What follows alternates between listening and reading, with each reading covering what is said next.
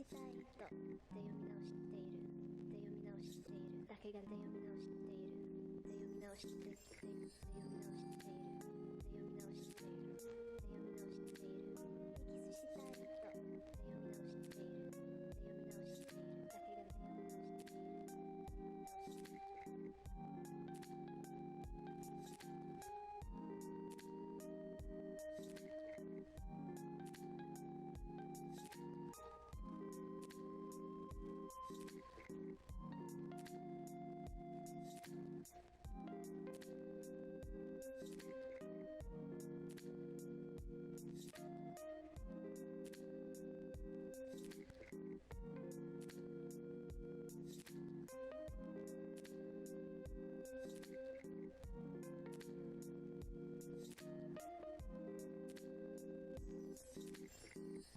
しているで読み直しているで読み直しているエキスしたい人で読み直しているで読み直しているだけがで読み直しているしたい人で読み直しているで読み直しているだけがで読み直しているで読み直しているで読み直しているで読み直しているで読み直しているエキスしたい人で読み直しているで読み直しているだけがで読み直しているで読み直している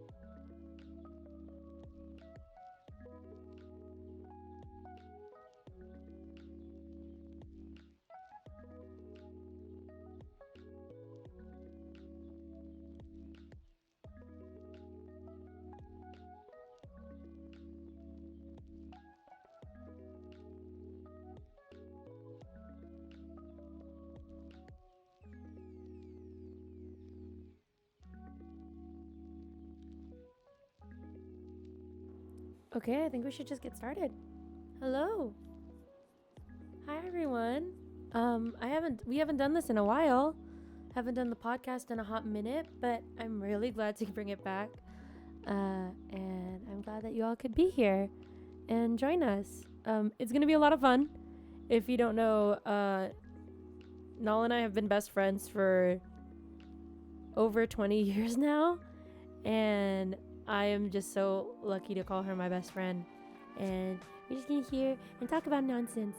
If you want to hit command podcast, you'll just see what everything's about. Let me pin this really quick. If I knew how to pin. There we go. I think. Or not. Why can't I pin it? There we go.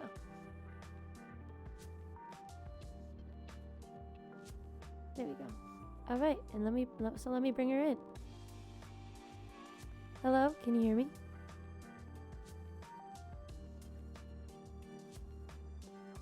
Yay, it's working. All right, let's get into the proper setup. Beep beep boop bop, boop boop beep. Okay. Hello, I'm Kate. Oh, they can't hear you. It just clicked. Shoot. I fixed it now. Try it again. Wait. Don't try it yet. Don't try it yet. Okay, try it again. Hi, I'm Kate. And I know. And together we're oh-TAY.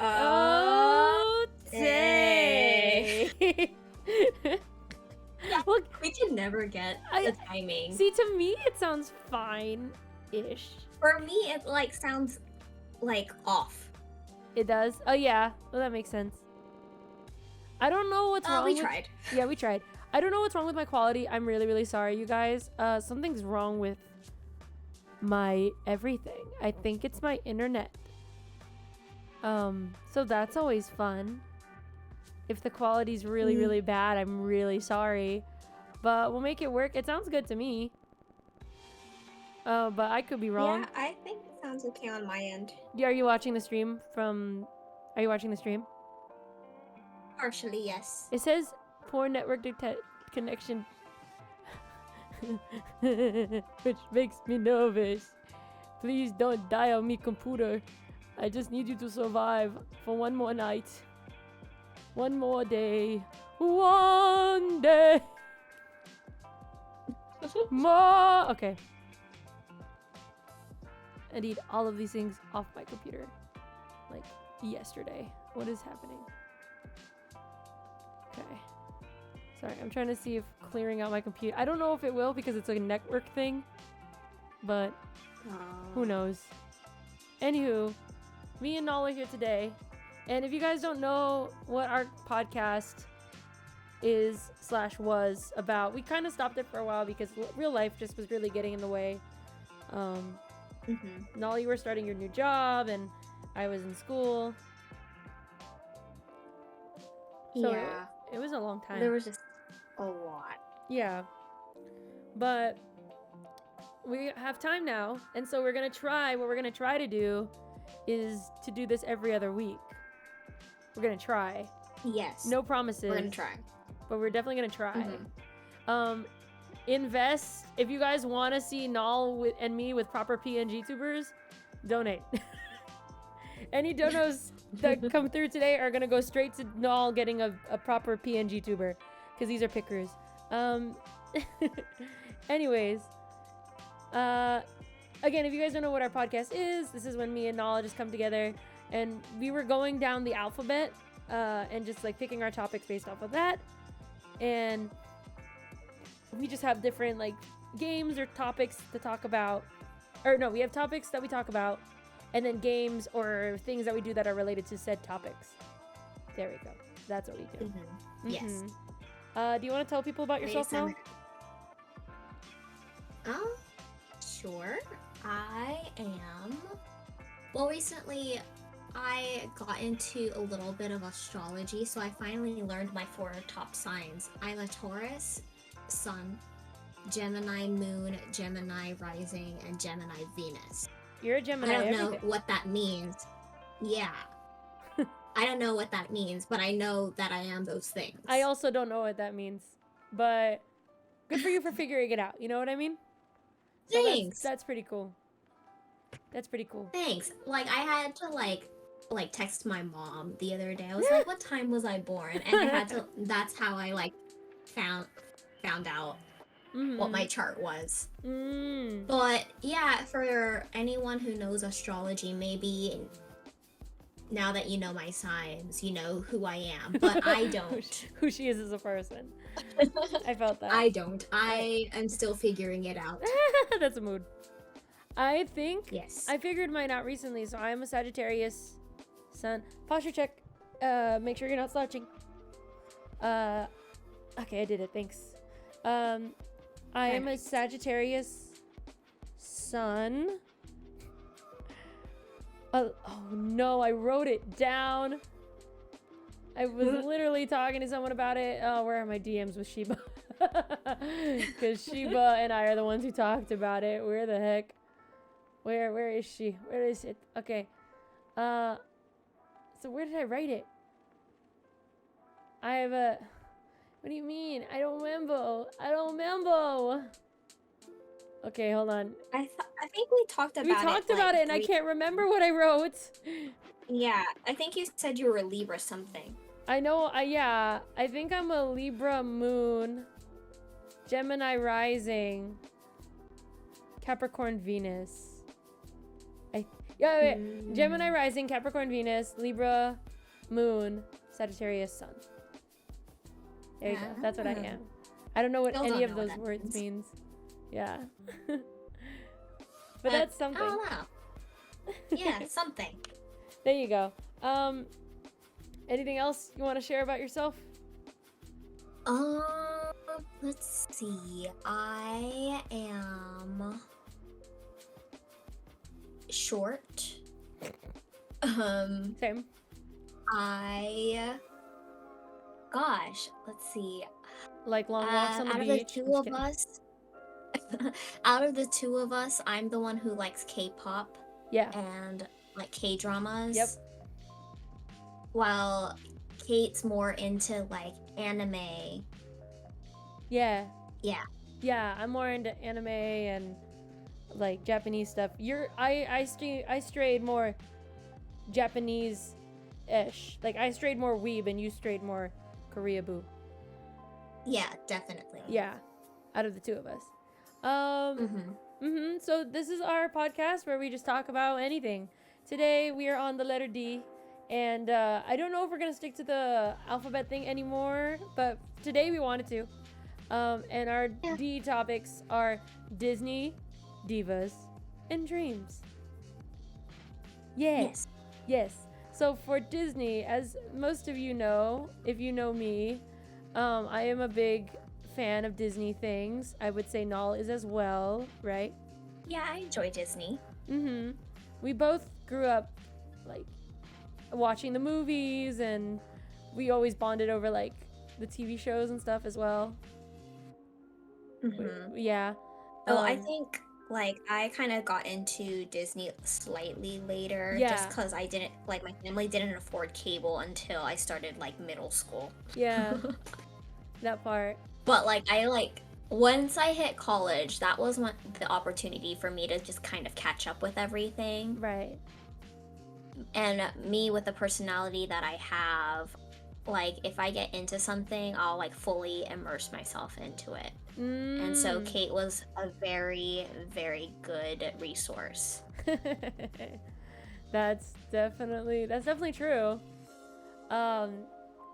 Even when we got older, I was the one, because Null hadn't gone for years, and I took her to Disneyland for her 21st birthday. Yeah. So we went to Disneyland together, and it was her first time back in like 14 years. That was super fun. And now she doesn't have one anymore, but she did have a pass, and we would go and hang out at Disneyland. Oh yeah, because that's what sometimes I would just drive straight after work just to like walk around and grab a churro or something. It's nice, right? Isn't it just nice to not be home? Oh yeah, definitely. Exactly. Hi Benny, and yes, we like Disney. So yeah, I would say I'm on a deeper level of liking Disney. I'm not at the level of my sisters, I don't think. I am a Disney adult to the most like reasonable extent, I would say. I think me and Nal are probably at the same level of Disney adult. Like we go. Yeah, I think so too. We go, we enjoy it. We'll watch the movies if we're into it, but I don't feel like I don't know how to explain it, but definitely not to the level of other people I know. Like I don't go every single week, and I can go without seeing certain movies. Like there are so many Disney movies I haven't seen. So. Oh yeah. Yeah. I mean, I feel like we're at the level where we as adults can appreciate Disney. Yeah. And I think at least for me, like Disney is kind of like a company where I kind of just like can openly or even privately just critique how far they've come from like the earliest Disney movies I've ever seen. Oh yeah. Like I like making that comparison. Ooh yes, I like that. I think for me it's a source of escapism.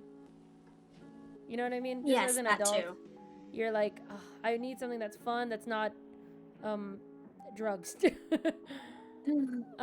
That's not like heavy. That's Too yeah. heavy. Yeah. So we stick with Disney. All right. And so to talk about Disney today, me and Null had the really fun idea of doing our last resort. Welcome. We're doing our podcast right now. So to talk about Disney, we are going to be playing a game called, you might know it as F, Marry, Kill, but we are good Christian girls and we don't use that word.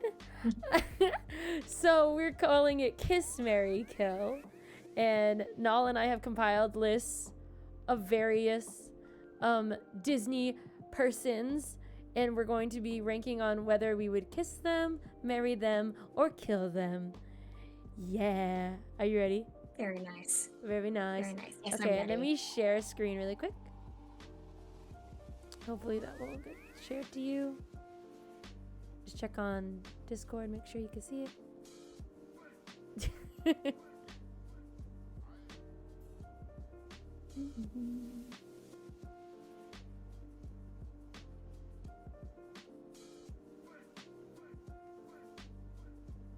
Oh wait, I don't want to be full screen.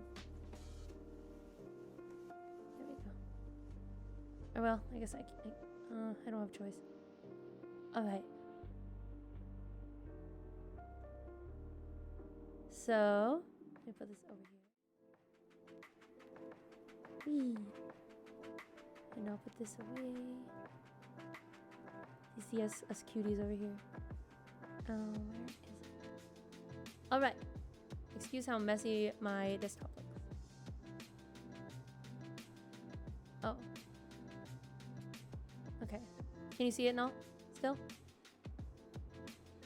See it. Hold on. Hi. Okay, can you still see it? Yeah. Perfect. Okay, let me pull up Twitch chat on my phone so I'll still be able to see what the chat says, because I cannot. My monitor wire broke, so we're having a great time trying to Fun times. Yep, just trying to be able to stream. Okay. Let me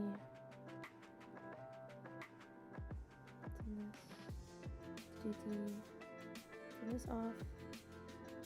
So that'll help. Hopefully the stream won't crash. We can only hope. Okay. Can we test chat? Test 1, 2. Let's see if it'll show through. Or did I? 1 second.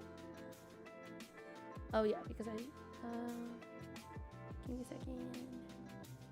Where's my chat box? Where's my chat box? Chat box. There it is. Wait, why can't I see it? Oh, because it's all the way down there. Why is it all the way down there? Wait, I should be able to see it. There we go. Now I can see it. Alright. Sorry. So we are going to play Kiss, Marry, Kill. And we made these lists of Disney characters. It's going to get more and more cursed as we continue. So fair warning. Yeah. Just be mindful of that. Okay. You ready now? Yep. Okay. Let's do it. First, we've got the big three. Eric, Naveen, and Eugene or Flynn Rider. This is hard. Right off the bat. Yeah. It's pretty hard. They're fine. All three of these men. I think that's why I chose those 3 at once. All together. They're all kind of hot. Like, they all got the same jawline. That rectangular head. You see it, right? They all, oh my god, we all look the same. The rectangular head, big nose, and a prominent brow. I'm dead. I didn't realize that. That's funny. Disney animators knew what they were doing. Exactly. They said this is peak this is peak manhood. This is what the female population is looking for. This is what the women want. Do you not understand? Right off the bat, Eric, I always had like a thing for Eric because I am a sucker for blue eyes and black hair. And I love the way that he like stares Oh yeah, at that's true. Ariel whenever she sings, and he's like in love with her voice. Because honestly, goals. Honestly. Mm. But Naveen is so fine. Naveen is so fine. And he respects Tiana and wants her to get her dream.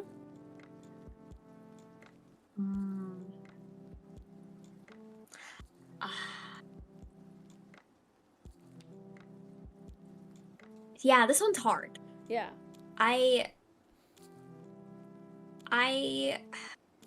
Man. I think, See, like, yeah.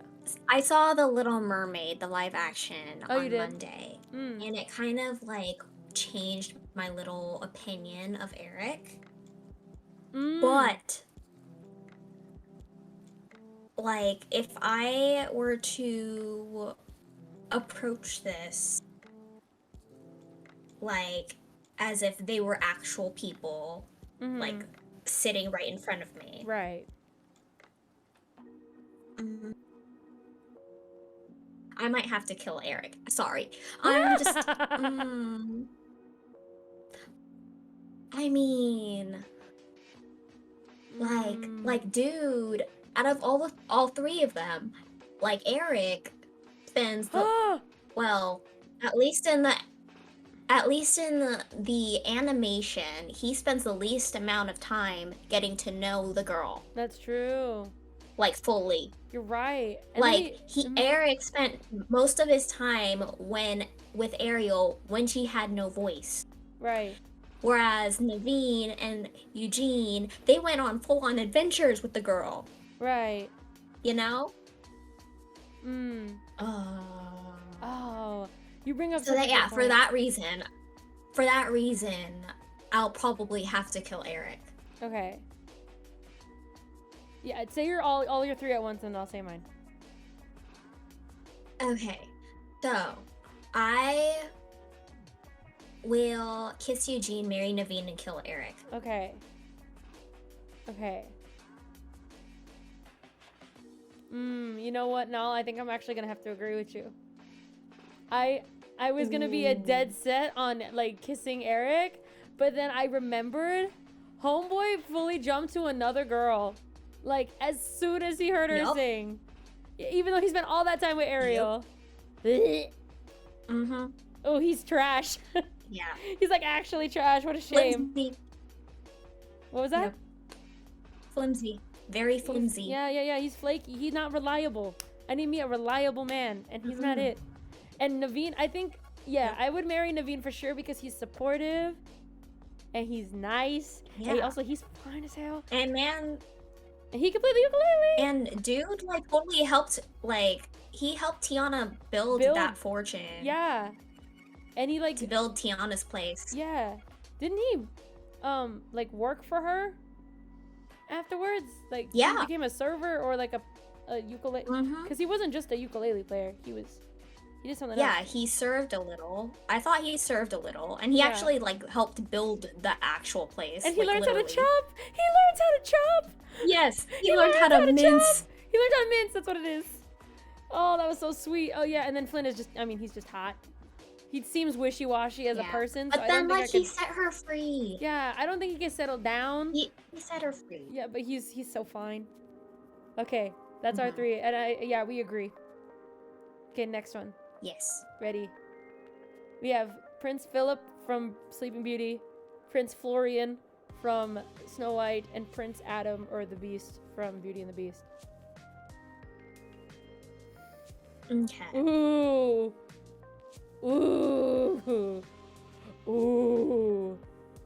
Okay. Ooh. I have mine. I think. You do? I think I already have mine. I'm kind of... Okay, I think I have mine too. These are all princes that we don't get a lot of time with in their movies. I don't think. Like True. as Very the prince themselves, you know. I will say for me, I'm gonna kiss Adam, marry Philip, and kill Florian. And this is why. This is why. Adam is cute. He's not my everything, but he's like fine, and he's really sweet. Right? But the thing is, he's got anger issues, right? That he had unresolved anger issues. And we don't see how much he's healed from that. If anything, up until the moment he dies, spoiler alert if you haven't seen Beauty and the Beast, up until the moment he dies, he is aggressive and mean to like people that piss him off, right? So that's my thing. Yeah, but like he kind of changed after like meeting Belle, you know? Yeah. But here's why. This is why he's a makeout and not a marry. Philip fully tries to slay a dragon to save Miss Ma'am. You know, he like you got a point. He slays a dragon. He cuts down the briars.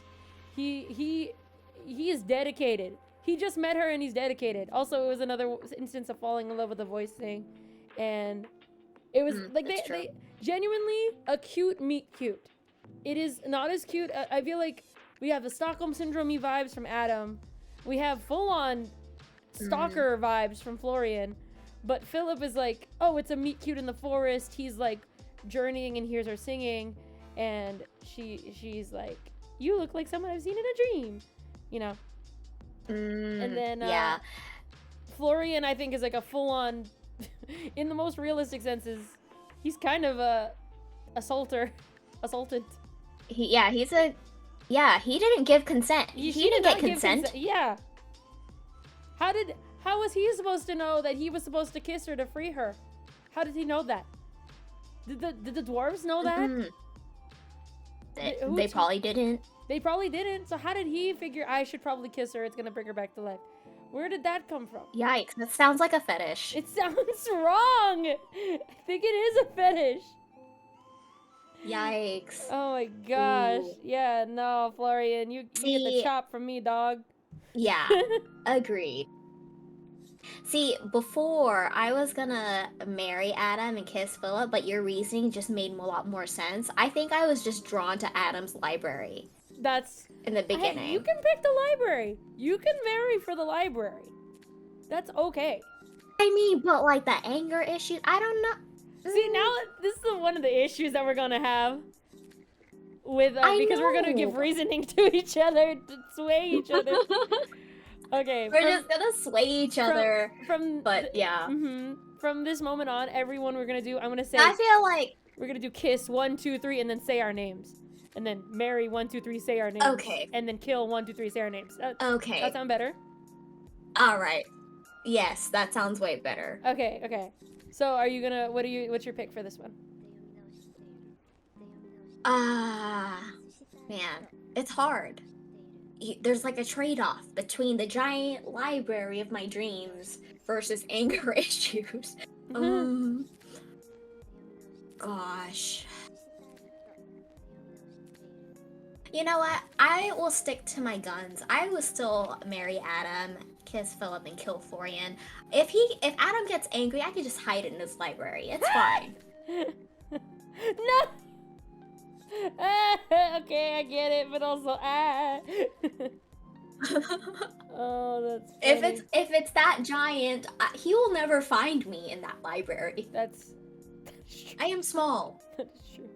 And also, you have a crap ton of very nice servants who are probably gonna who can calm him down because they all calm him down. Oh yeah. That's true. Oh yeah, definitely. Yeah, there you go. Okay, good choices. Okay, next one. We have Kristoff, Shang, and Aladdin. Anyone who knows my channel already knows what I'm doing. So be that what it is. Tell me when you're ready, and we'll start with our kiss, marry, and then kill. Okay, let me just think about this real quick. You're good. When I came up with this trio, I didn't really have an idea who I would pick. So this is really hard for me. So for our viewers, Kristoff is from Frozen, Shang is from Mulan, Li Shang from Mulan, and Aladdin is from Aladdin.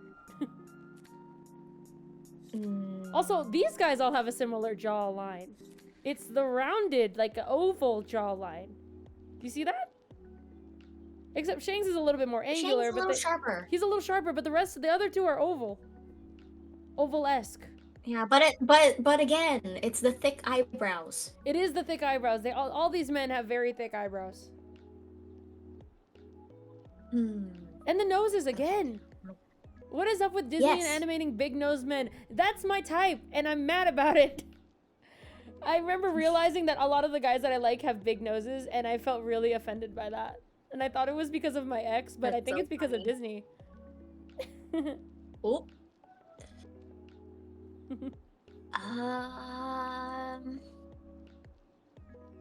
Ooh. Okay, I think I figured it out. Yep, I think I'm ready. Okay, you ready? So we'll start with Kiss. Okay. Ready? 1, 2, 3. Kristoff. Shang. Ah! What's your reasoning? Okay.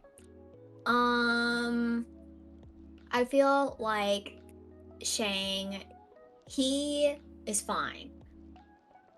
Okay. Like, in the great sense of the word. Fine, you know? Fine, yes. Yes, exactly. But I wouldn't marry him just because there was a moment where he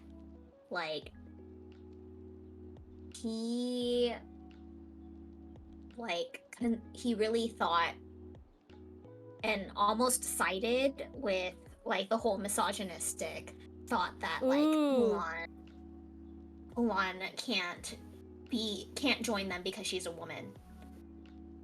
There was that moment. Yeah, And I'm just like, that was one moment, but are there gonna be more? Do I want to be around misogyny? I see that. I see you. Yeah. Valid, very valid. I like But it. he's really attractive. So that's why I would kiss him. Very good. Very good. Is that it? Yeah. Okay. Good choices. And good reasoning. I fully forgot about that about Shang. I'm far too attracted to him to think of any of his bad sides. Okay, Kristoff. I picked Kristoff because he's just a big old lug.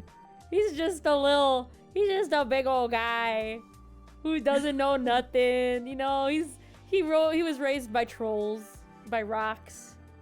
And it's just cute. He's very cutesy. But I don't think I'd wed him. You know what I mean? Just personally, I feel like I need someone with a little bit more edge. I like me a soft man, but I need a little more. I need you to give me a little more. Also, I might be biased because I just really, really like Shang. So you really do, though. I know that about you.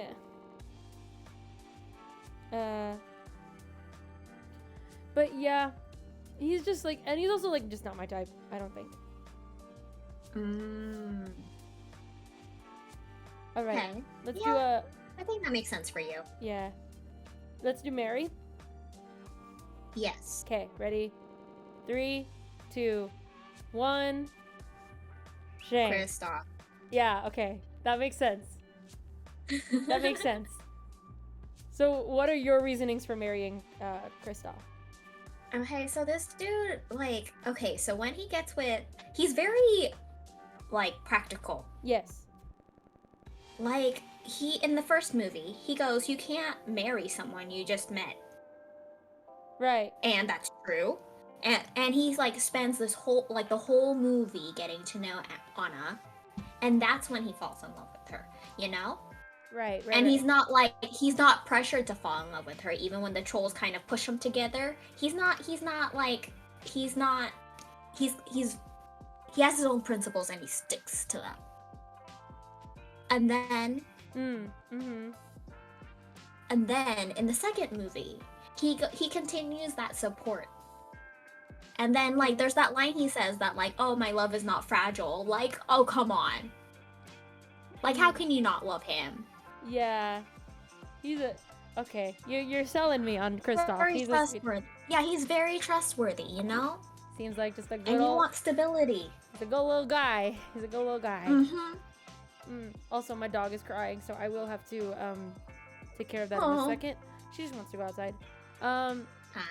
I pick Shang because kissing means unlimited, or marriage means unlimited kissing action. And I need that from Shang in my life. But also, just to defend him for a second, he is a established, like, war guy, you know. He's a good leader, a good soldier. He is good at planning things, and I like that about him. But also, another thing that I really like about Shang is that he learns. He admits his mistakes, and he learns from them, you know.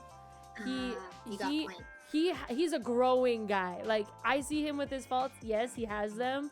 But he's open-minded and willing to understand. And I love that about Shang.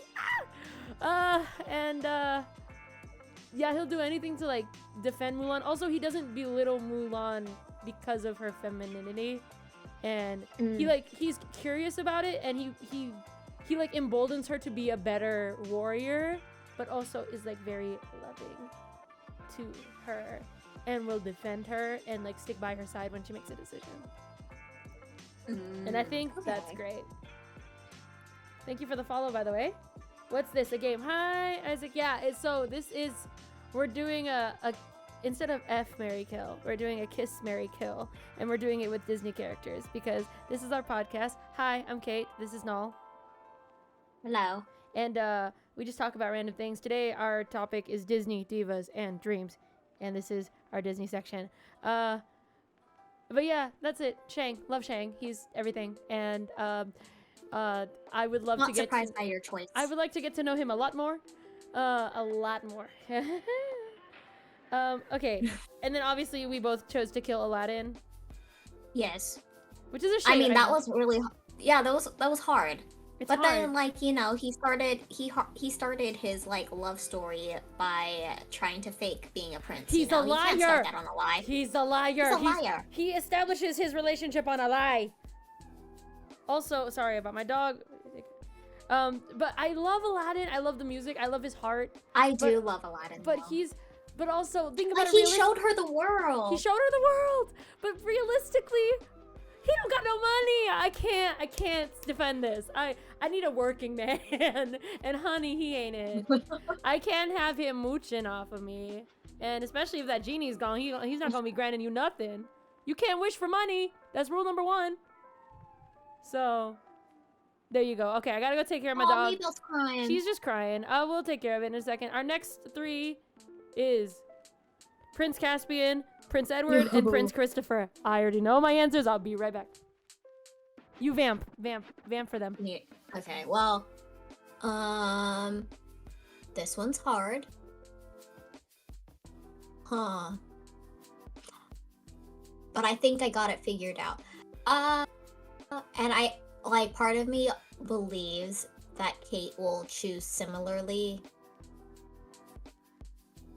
based on what I think her reasoning might be. But, you know, I could be wrong. She might surprise me. I'm back. Yeah, so I was just saying that I think I figured mine out, and I think we might choose similarly. You think? Possibly. Okay, so possibly. I will preface with this. I have not watched. Actually, I'm not Prince so Caspian. sure anymore. I haven't watched Prince Caspian. Oh. Okay, so never mind. I'm gonna try to figure this out. Kaolupo Goose, welcome. Also, yeah, sorry, hold on. I'm having trouble reading the chat. I'm sorry, Carlo, that we killed Aladdin. I'm sorry. I love him too, but sometimes things gotta happen. Okay. So Tough choices. This is tough.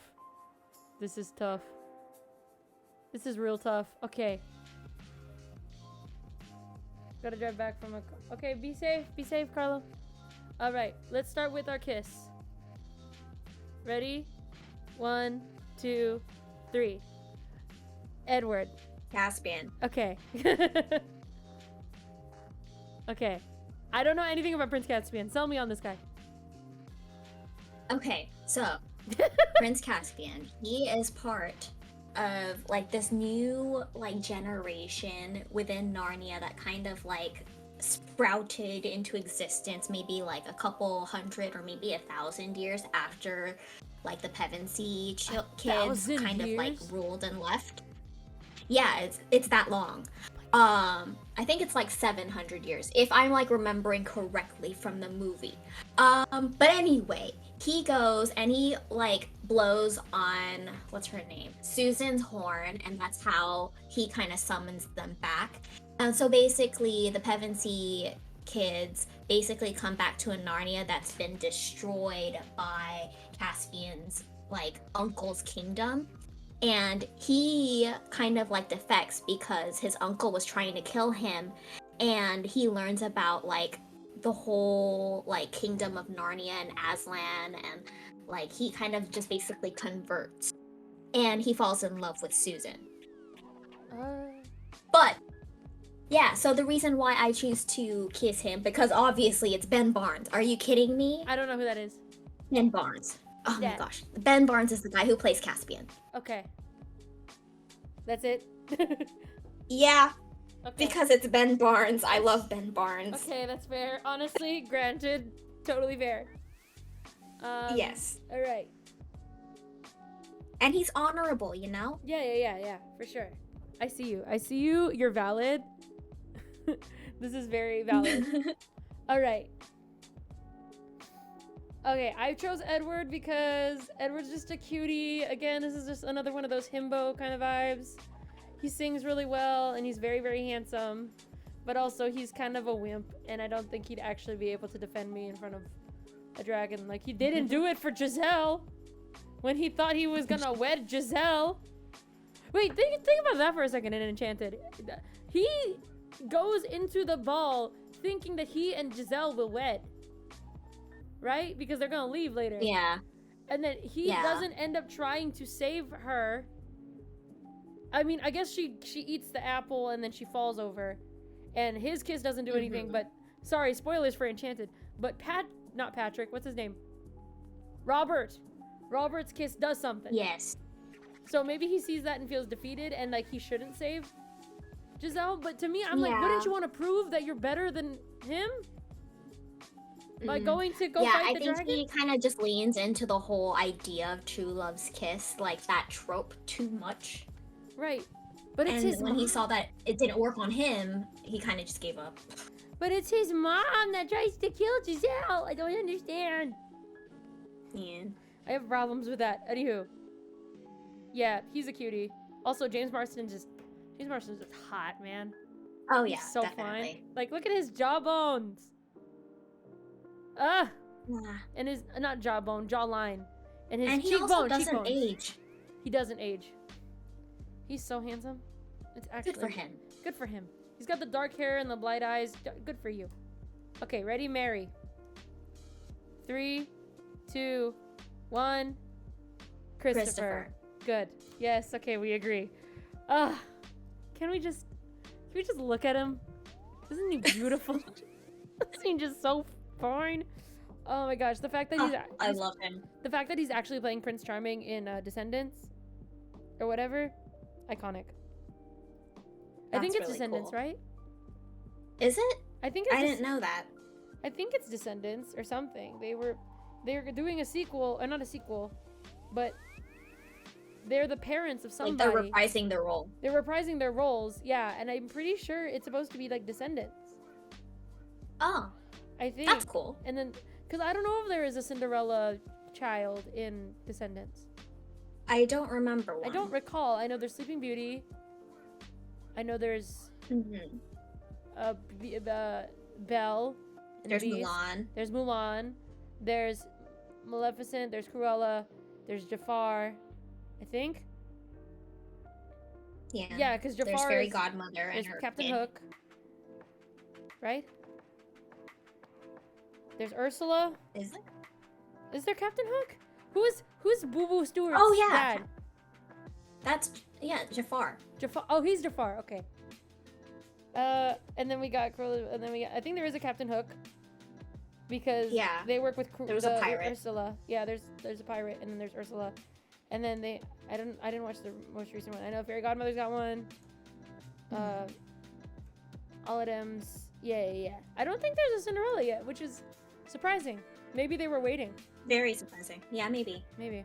Okay. They were waiting to cast. To cast them. They're waiting until Yes. Brandy was a little less famous, so they don't have to pay her as much. Point. All right. Okay, and for our kill, 1, 2, 3. Edward. Caspian. Yeah. Mine is simple. I don't know Caspian, so he gonna go.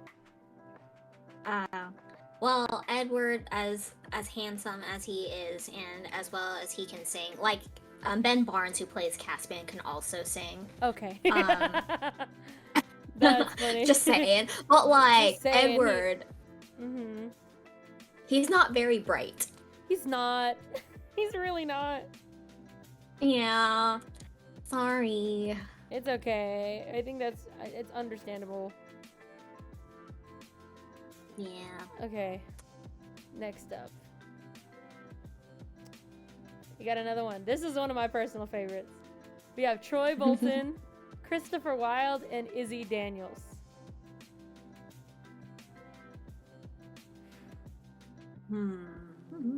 Okay, wait. I need to think about this one. You're for a little good. bit. I had to pick a picture of Izzy Daniels with him in the bun, because that changed me. The visual of Corbin Blue in a bun funny. changed me and made me a woman. Like, I don't know what happened to me when I first saw that, but I was like, huh. Like, I don't think I've ogled at men before. God forgive me, but there was something about that. That was a real ogle. Like, because it was real. It was a shang, but real. Because I mean, I like Troy Bolton. And I love Zac Efron. I will die on that hill. How much I love Zac Efron. But holy cow, Corbin Bleu in Jump In. God. Yeah. God bless. Jump In needs more credit. The music in Jump In really changed me as well. Like, but also I was attracted to Keke Palmer and Corbin Bleu. So it was a very impactful movie for me. I need another drink.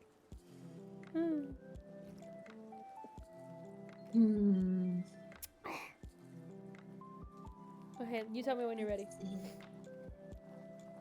I'm almost there. Hold on. Okay. I think I got it. Alright, so for our kiss. Ooh, shoot. I didn't think about it strong enough. Oh, no, I got it. Okay, here we go. For our kiss. Ready? 1, 2, 3. Troy. Yeah. It's Like, Zac it's Zac Efron. Like, that's our reasoning. We're the same reasoning. It's Zac Efron. Wait a second. I just realized. Were they sponsored by Spalding? I don't know. They probably were. And wait, what brand is this? Champion, right? Isn't that Champion? Is it? I can't. It's that C with the lines in it. Oh. I think so. Was High School Musical? I know the third movie was a movie. So do you think they were sponsored by these Possibly. brands? I think that's what happened in Probably. the third movie, at least. Yeah. Okay. Yeah, it's Troy Bolton. He's hot, but also a basketball playing theater kid isn't gonna make me money. So. Yeah. Whenever- Like a dude who follows you around after high school. I don't know. I get I it. don't know. Yeah. But dude can sing. Oh, absolutely. And dance. Oh my gosh, he can dance. Absolutely. Yeah, you have a preference for dancers I do. over singers. I care for both, but I am more drawn to singers. All right, for our Mary. Ready? 1, 2, 3. Izzy. Izzy. Okay, cool. We're never gonna sync on the 1, 2, 3s, and that's okay. It's fine. Yeah, Izzy's just, he's determined. He fights toxic masculinity. He's also Corbin Blue, and Corbin Blue is hot. Yes. And I think, like, also it shows, like, his, like, relationship with his dad, like, how he is able to, like, mend, like, tension within family. I think that's pretty nice. Absolutely. Yeah. Yeah, and then also, Izzy can also dance. Izzy can dance. He can dance. He can sing. He can sing, and he can double dutch. And he can double dutch. Oh my god, he can box, he can double dutch, he can dance, he can sing. He can do it all. Oh my god, and it's Corbin Blue. Oh, Corbin Blue's so fine. Corbin Blue. This is a public address to Corbin Blue. Hi. You can have me if you want. It's okay. I know you don't want me, but you can have me if you want me. It's my public address to Corbin Blue. Nobody else. Just Corbin Blue. Also, can I just say, I would want to marry into that family because the dad seems so nice. He just means well. He's like, he's protective. He's protective. He's a good dad. And he became the mom because their mom passed away. Yeah. Oh my gosh. Your mother had dinner at 7. Dinner is at 7. That line. Wow. If Izzy is like becomes like his dad, you know what? I'm not mad. I wouldn't be mad. I would not be mad at that. All right. And then we both kill Christopher Wilde. Yeah. Yeah. I mean, his song Hero was really good. I think I had that song stuck in my head for like a good month or so when like the movie came out. It's that good. But you know, dude's like a teenage pop star who has tantrums. Yeah, is he like a jerk in the movie? Like he like argues with the girl. Like all the time. I didn't watch And then like he thinks like his looks can like help him get away with everything. Ugh. Why do men? Yeah. Gross. Okay. But he did like kind of redeem himself in the end, but like even so, you know. You know what's a good movie that people don't talk about that it gives me the same vibes? It's probably not the same, but Geek Charming. Geek Charming. I don't think I've seen that one. Oh, that one's a good But one. I think I know who's in it. It's just that I don't think I've actually like sat down to watch it.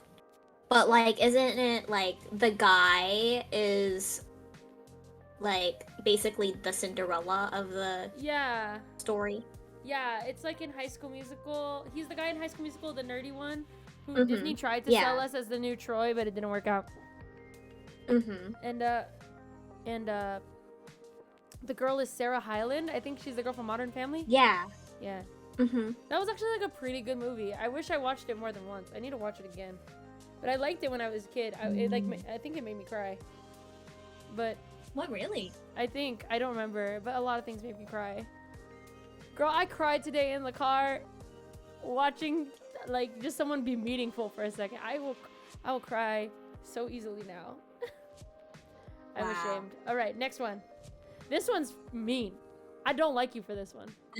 How dare you put my man, War and Peace, back in my life? That is so rude. Why did you put him back in my life? How can I not? I forgot that he existed. Oh my gosh. God, he is so shame on you, Kate. He's so fine. No, he's so fine.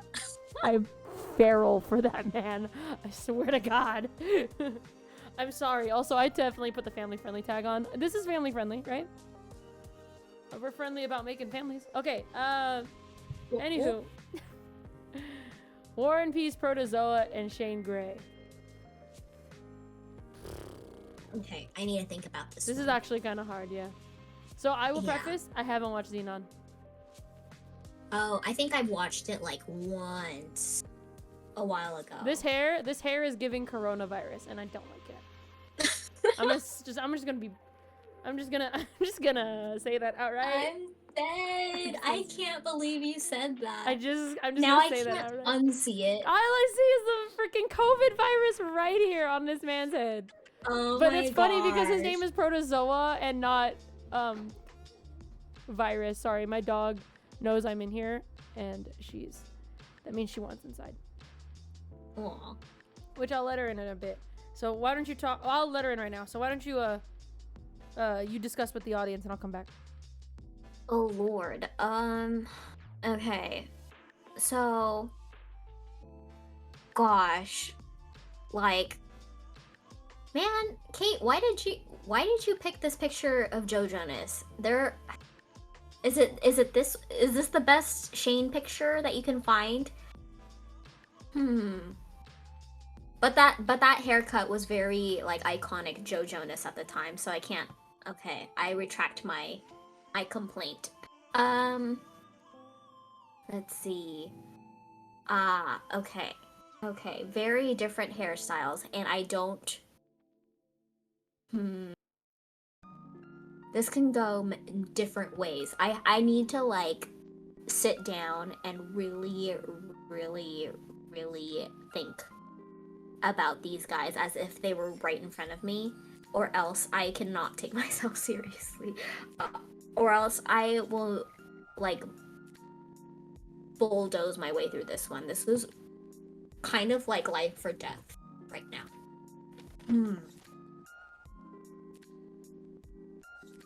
Gosh.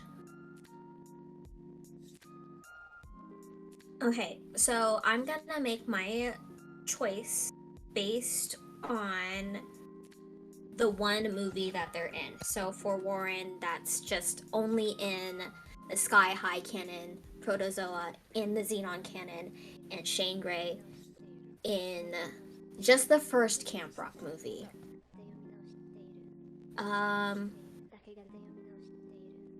Dang, this is still hard. What am I gonna do? Juice, cool lord. What's gonna happen? Oh no. Okay, I think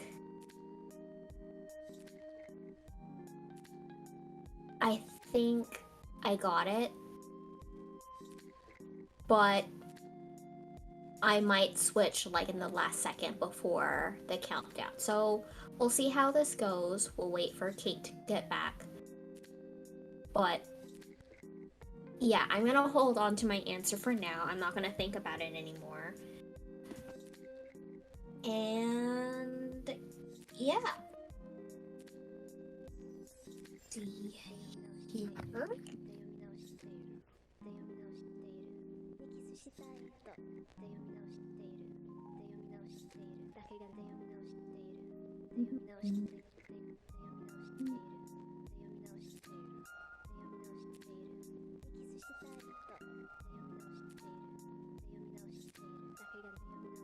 Let's see.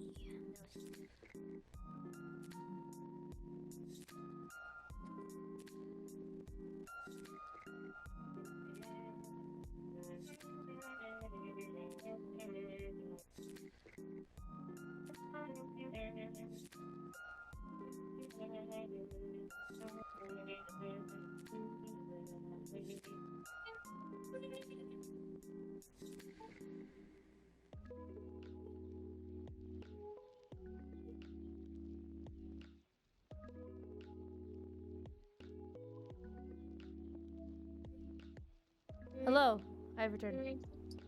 Oh, welcome back. Hi. Yeah, I chose, but I'm not 100% like certain that I chose correctly. Okay. I chose correctly, as if there's a wrong answer and there's points. Okay, Right? let's do it. Okay, for Kiss. 1, 2, 3. Shane. Okay. Yeah, we agree. I would love to make out with Joe Jonas. I was a Joe girl, so Same. Yeah, okay, we were both Joe girls. I was a Joe girl. I was absolutely a Joe girl, so this makes sense for me. But also, he is a booty hole of a person in the beginning of this movie, and then in the second movie, he's just like, he just wants to have fun and date, and he doesn't take it seriously. I bought You rejoined. This is our podcast. And we talk about random topics. Our topic today is Disney. And one of our topics is Disney, and one of our games that we're playing is a kiss, marry, kill with a bunch of Disney characters. So there you go. Oh wait, so why did you pick Shane? Because it's Joe Jonas. Yeah, there we go. And he's good looking, you know? He's very good looking. I love that hair. Mm-hmm. I love that But hair. I wouldn't stick around him for so long just because like his character is kind of bratty. There you go. But, you know. That part. All right. Okay. Mary. 1, 2, 3. War and Warren. Peace. Yeah. Okay. War and Peace. He's so fine. Woo! I'm getting excited just thinking about it. He is so fine. That part of the movie where he has his hair up in the bun because he's at like the freaking sushi restaurant or whatever. Chinese restaurant. Again, another life-changing moment for me.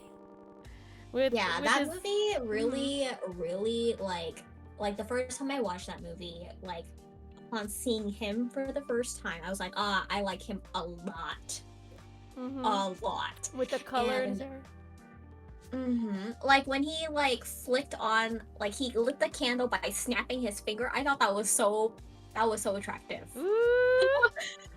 I was like, wow, magic.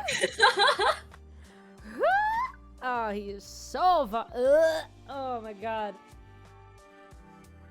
Ugh. I'm a happy camper. Okay. Yeah, he is just so fine. Him in that little tank top thing. Oh my god, that one scene where they were doing the spoilers if you haven't seen Sky High. The scene where they're doing like the heroes versus the villains, and they start taking the oxygen away from him by doing like a little cyclone, and he starts like gasping for air real bad. I was over here like, Warren! I'm over here crying for him as if he was the protagonist of the movie about to die. That's so funny. God, who is this actor? I don't know. So but I think one of the best scenes that he did was when he was doing the cafeteria fight with Will, and he was like basically like throwing fireballs on the side of the table while he was standing on top of it. Yes. That was really great. And his arms, the more fire got on his arms, like that leather jacket is amazing. It didn't like disintegrate or anything. God, he is so fine. Oh my god. So what I'm getting is Kate really cool jacket. It is a really cool jacket. Kate really loves her guys with man buns. Apparently, that's what I'm learning about myself. Like today, I thought I just kind of enjoyed them, but man, do I love a man bun! Holy cow! Woo! Ask any character I like actually has their hair up in a man bun or a ponytail. Much to my parents' chagrin, they don't like long hair. So, but I love it. So. It's a curse. It's a curse. Okay, and I guess that means we both kill Protozoa. Yeah. Is he the villain? I mean, no, he's not. He's just like a pop star who's there, and he's just a pop star who's there on the ship. He's just there. He was just gonna be there to perform, and then he let Xenon like perform for a little bit with him, and yeah, that's pretty much it. He doesn't really do too much from my very limited memory of him. Who's the person who plays Xenon? What's her name?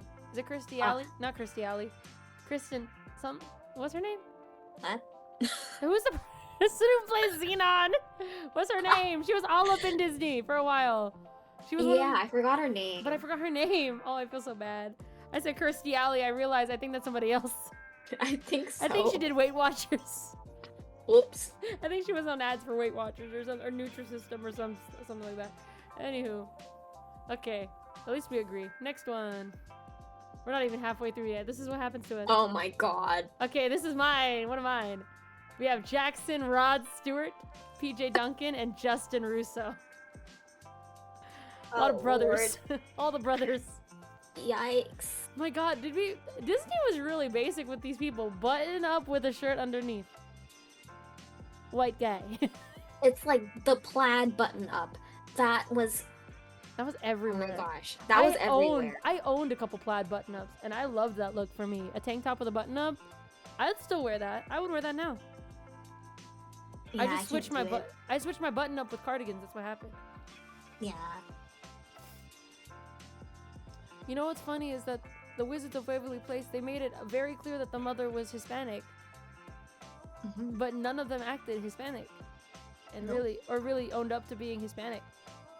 Except I mean, I that think one there was episode. Yeah, the one episode where Alex was failing Spanish. Yeah. Oh, hola, señora, whatever. Me llamo biblioteca. I think I just Yep. told her my name is library. Yep, that's the one. Yeah. Isn't David Henry white though? I'm pretty sure he's like full white. I thought he was Italian. I think he's some. Uh-huh. He's some, that's for sure.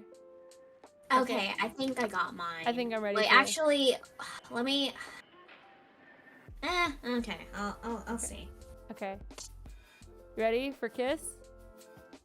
Sure. Okay, 1, 2, 3. PJ. Justin. Oh, we differ. Mm. Okay, tell me why you'd kiss Justin. He's one of the better looking out of the three. Okay. But then he's like super annoying, so I wouldn't like keep him around. Okay. Honestly fair. I see it. I picked PJ because of, again, we're going back to like the himbo vibes. He's not smart. PJ is notably not smart. And he likes to sing, which I always love a singer. And but I think he's like lovable. You know, very puppy dog energy that I get from PJ, which I am a huge fan of puppy dog energy. Okay. Mary. 1, 2, 3. PJ. Justin. Okay. Yeah, that makes sense. I would marry Justin because he's smart. He's got a bit of an attitude, but I get it. Like, because I also kind of have a bit of an attitude. So it's just like two really smart overachievers overachieving together. Yeah. And I think he could land a good job and be responsible with his magic. I don't remember how Wizards of Waverly Place ends. Do they all get their magic? Well, I think, yeah, he also keeps his magic. Because I think Max gets to run the sub shop. Yeah. And then Alex gets something. They all have like different things. Alex wins. But then, like, I think Justin becomes does he become a teacher of the Wizard Academy or whatever? No, he inherits his powers from, like, the other professor, old guy. Yeah. Does that mean he has to become the professor? Yeah, I think so. That's what I'm thinking, yeah. So he becomes a professor, Alex wins, and then Max just gets to keep the sub shop, which is fine. I don't think we needed Max to have powers. I don't think he needed them. Okay, and then we both kill Jackson. Yeah. Yeah, he's just kind of a butthole for most of the show. Yeah, like, plus, like, he gives off the energy that he would, like, use, like, Miley for, like, for, I guess, bragging rights, and also just to kind of, like, mooch off of her success. I'm sorry? And, say that one more like, part again. Like, I feel like he gives off the vibe that he would, like, take advantage of her success for his own personal gain. Yes. And I think he, like, did that at some point he where did he, like... multiple times. Yeah. Yeah, and I'm just, like, also, like, that family is very into country music. Or at least they have a very, like, very deep history of country music. Oh my god, their dad's No hate to anyone who loves, like, country music, but, like, for me, I don't think I can deal. For me personally, I would actually throw myself out of a car if I had to listen to Achy Breaky Heart 17,000 times. Yikes. So... You bring up a good point. I didn't even think about the country thing. That's so funny. Oh my gosh. They do live in Malibu. They do be rich. He is a rich boy, technically. Yeah, but it's not like he earned that rich. That's true. It's not like he earned it. And he's not earning it. He still don't have no money. Like, yeah. He's broke out of all... Yeah. There you go. Okay, good answers. Oh, wait. Why would you... I'm so sorry. I think I interrupted you. Why would you marry PJ? Oh, well, he's a family guy. Look, there's a family. Yeah. Sorry, I had He's to. a family guy. Like, yeah, he's not that smart, but like, I'm smart enough for the both of us, you know? And then, I'm smart enough for the both of us. That's those are some famous last words. I'm smart enough for the both of us. I like that. I like that. but yeah.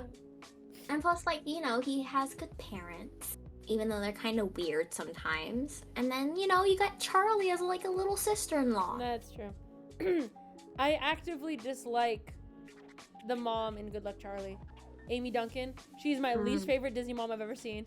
One of my least favorite people I've ever interacted. She's the embodiment of a Karen, and like the worst type because she lives vicariously through her daughter, and it makes me angry. And she has too many kids. She has too many kids. Oh, you got a point. There's too many kids in the Duncan family. They can barely afford 5 kids on an exterminator salary, and she's a stay-at-home mom. I mean, they probably just like live in the Midwest where like it's a lot cheaper. I don't care. Oh, that's even worse. So you have Malibu, the Midwest, and what, New York? I think they live in New York, right? Yeah. Because it's Waverly, and I'm pretty sure that's in New York. But yeah. Anywho, next. Oh, it's so funny. This is another one of mine. We have Spencer, Devon. Oh and Danny. my gosh, Danny! Oh my gosh, I almost forgot he existed. We got some deep cuts in here. Oh. Do not come in here ripping on the Midwest. My bad, AA Ronald. I'm not ripping on y'all. I'm just ripping on the Duncan family. If you know the Duncan families personally, I'm sorry, but I'm not a fan of the Duncan family. Oh my gosh. Ooh. I already got mine. Ooh. Gosh. See, it's been a while since I've watched That's So Raven, so I don't know too much of Devon's character. Devon, sorry. it's very important. Obviously. Obviously, it's Devon. But, okay, I think I got it. Okay. Alright, let's do it. Ready? Oh, shoot. Ready? 1. Oh, for a kiss. 1, 2, 3. Danny. Okay. Yeah. He's just cute. Dude's cute, and he can sing. He can sing. He's adorable. A little Yeah. dim-witted, but adorable. Yeah. Okay. Why don't we do kill first? I kind of want to do kill for this one. You ready? Okay. 1, 2, 3. Spencer. I think that one was like an easy one. No, duh. I mean, stupid cheater. He's a cheater.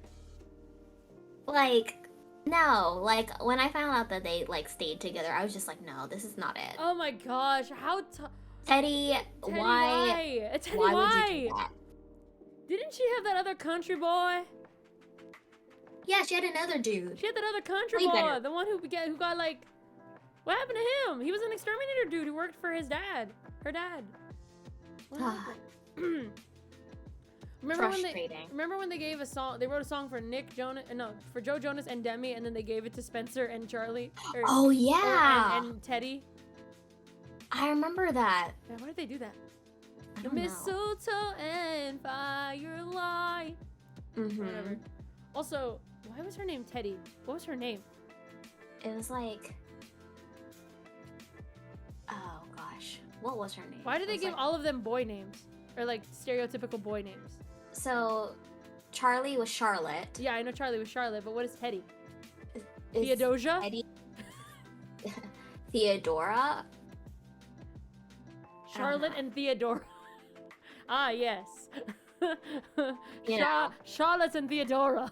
Go out and churn the butter and tend to the cows. That's what that sounds like. Oh my gosh. Oh my gosh. Oh, that's funny. Okay, and then we both married Devon. I think Devon is in Raven's home. Oh, really? I think he shows up in Raven's home and he's fine. They did something to him. I forget. I think they get back. I don't know if they get back together I don't know if they get married, but I'm pretty sure he shows up in Raven's home. Because when I looked him up, when I looked up Devon Carter, it shows an older version of him with Raven. Oh, look at that. That's cool. You know what's interesting is that Raven is openly a lesbian, right? Mm-hmm. But in the show, Raven is straight. Yeah. And they've talked about it, like, Raven Simone talked about it, like, no. I am an actress, and I am a lesbian. Raven was not a lesbian. Raven Baxter is not a lesbian. Raven Baxter is a straight girl from San Francisco or whatever. Mm-hmm. But yeah, I always thought that was interesting. Anywho, Yeah. easy choices. Yes. These will get a little bit weirder soon. There we go. Now we get into this territory. I only watched a couple of episodes of once. I didn't finish. I think I stopped a little, like, right when the Frozen cast started coming in. I think that's when I Why stopped. did they put the Frozen cast in Once Upon a Time? I don't know. I always thought Once Upon a Time was supposed to be like, I know it's Disney, but the whole point is like traditional fairy tales. The Snow Queen is not a traditional. Is it? The story of Frozen is not traditional, but then It's again, like the Ice Queen. yeah. Then again, Mulan is in it, right? Yeah. Yeah. So I guess it's not. But also Mulan is like the story of. I believe that's also like a traditional Chinese story. Anywho, It is. besides the point. I don't know too much about the show. I can only go off of aesthetics. Okay. Are you ready? Yeah. Okay. Let's do kiss. 1, 2, 3. Mad Captain Hatter. Hook. Oh. Okay. Okay. I don't know anything about the Mad Hatter. Tell me about him. Well, he kind of just comes in and out. Like, dude was like, he helped Emma Swan in the show, from what I remember. Well, he didn't really stick around long enough to leave a good enough impression. But he's like he's super cute. See, I don't agree with you. But here's my thing. What is he evil in the show? Yeah, he was evil for a little bit, but not by choice, if I remember correctly. Interesting. Like, I think he was coerced by Regina, or the evil queen, to do her bidding. I think. Yeah, this is. I need to watch once. I feel like I want to get into it now that I'm older and have more time. That's a lie. I don't have more time, but I'm older. Yeah, I don't know. I saw the Mad Hatter and I was like, mad. So he goes insane probably, and he was probably a bad dude. Yeah, okay, makes sense. I picked Captain Hook because he's hot. And I think he's like, he's dating Swan, right? In some of the episodes, they date. I think so. Yeah, he did. I remember the prince in that show being so fine. The Prince Charming. Yeah, David. David, that's his name. Because the mom wasn't a mom's name, Mary. Yeah. She was cutesy, but I did like, yeah. Okay, Mary. Ready? 1, 2, 3. Captain Hook. Rumpelstiltskin. Ooh. Mine is weird. Mine is a weird one. Tell me why you marry Captain Hook. Well, Captain Hook was so good with Emma. Yeah, and like I think their banter was also something that I really liked. They've got proper banter. They've got Banter. proper banter. He also calls her love. That's hot. Okay, I see you. I see you. I picked Rumpelstiltskin because if I'm not mistaken, spoilers if you haven't seen Once, I'm pretty sure in Once, he's like a very loving. He's a little crazy. He's like power bent, but he's like a very loving dude. There's like a reason for him being a little crazy, right? Hello, Maggie Loon. Welcome, Maggie Loon. Yeah. Is it Like Basa? I can see your reasoning behind it. Yeah, but this is also from me thinking that the Mad Hatter is a really, really bad guy. Also, is it Basa as in red or Basa as in not dry? Basa as in not dry. It is my stream community that I'm a part of. That's our name, Basa. Okay. So then our kill. 1, 2, 3. Mad Hatter. Alright. You tell me why. Okay, so yeah, he had like he does love his family, but like he wouldn't give up his power for it. You know, he was like drawn like to the power that like the knife, like he was drawn to that power and he couldn't like split from it, at least up to the like the episodes that I've watched. You know, he wouldn't give it up for his son. He wouldn't give it up for, who was it, Belle? Like he wouldn't give up that power. That's right, he's also the beast. I forgot. Yeah, so like, you know, if he really did love his family, like he said, he would have given up those things that like kept him from being with his family. I get you. Yeah. And he thought that his like not being magical made him weak. And like it's true in two ways. One, like he was like literally just weak without the powers. And then two, he was weak because he had to use that like those powers as a crutch basically. I see. That makes sense. I probably would have switched that. I didn't know. I forgot. I only remember the good part of Rumpelstiltskin when he was trying to be better and then turned bad again. And then I just picked the Mad Hatter because he seems scary. And also I don't think he's very cute. Like I would rather, like visually, if it wasn't Rumpelstiltskin the Beast dude, I would probably pick him. He's got like this, he's like an older guy, but there's something like kind of inviting about him. Whereas this guy just creeps me out. That's so funny. But it's Winter Soldier. Oh, it's Bucky! Yeah! But he's got longer hair in the other one. I like him with the longer hair. Makes him look less weird. Okay, this is mine. One of mine. Ooh. Gaston, Clayton, or Hans. Ooh. Okay. Ooh. Yikes. Now, y'all can't tell me this ain't a good one. Ooh. Okay, I think I got it. Okay, you ready? Okay. Okay, let's start. This one's actually hard. Oh yeah, you tell us, Carlo. What would you pick? Okay. For Kiss. 1, 2. This is kind of an impulsive one, just to preface. 2, 3. Gaston. Gaston. Yeah. He's got big muscles. And he's hot. He has black hair and blue eyes. I'm already drawn. What can I say?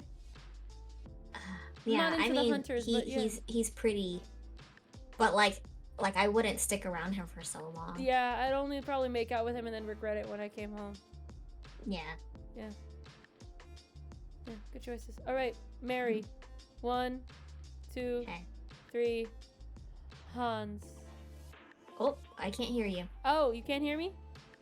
What? Nope. Oh, wait, you're back. Try again. You just talked to me now. I said Mary in 1, 2, 3. Oh, okay. I just say it because I already said mine. Oh, Hans. Okay, we both said Hans. Oh. Yeah. He's a prince. He's got money.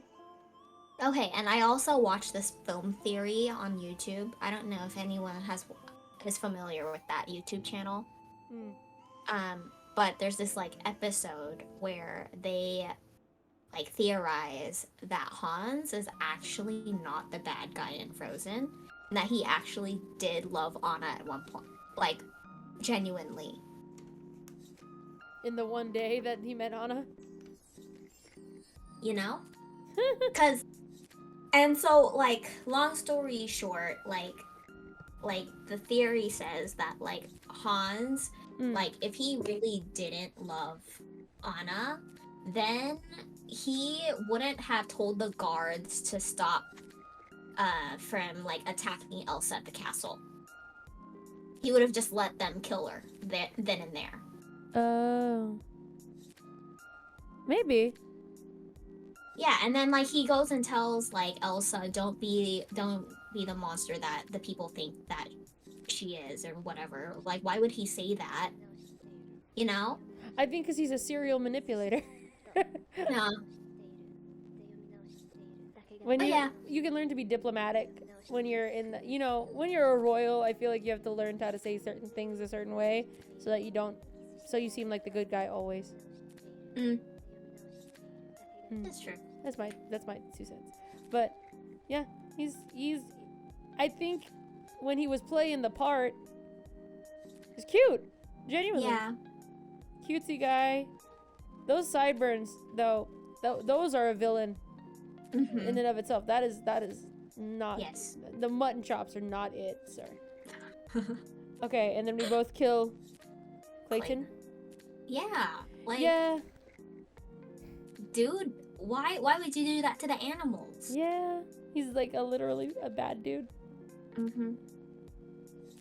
Plus, I don't like guns. Yeah, I get it. Yeah, big scary dude with the gun, who's gun crazy, and wants to kill all of the gorillas. I don't mess with that. Nope. I don't mess with that. He's endangering these poor animals. No. Oh, also that little baby mustache gotta go. I can't. Oh yeah. It's like it's very. Yeah, I don't want to like be within like 100 feet of it. Nope. Carla's like, well, guns don't like you. Okay. Nope. Do guns like anyone? Let's be honest. Okay. Cool. Next.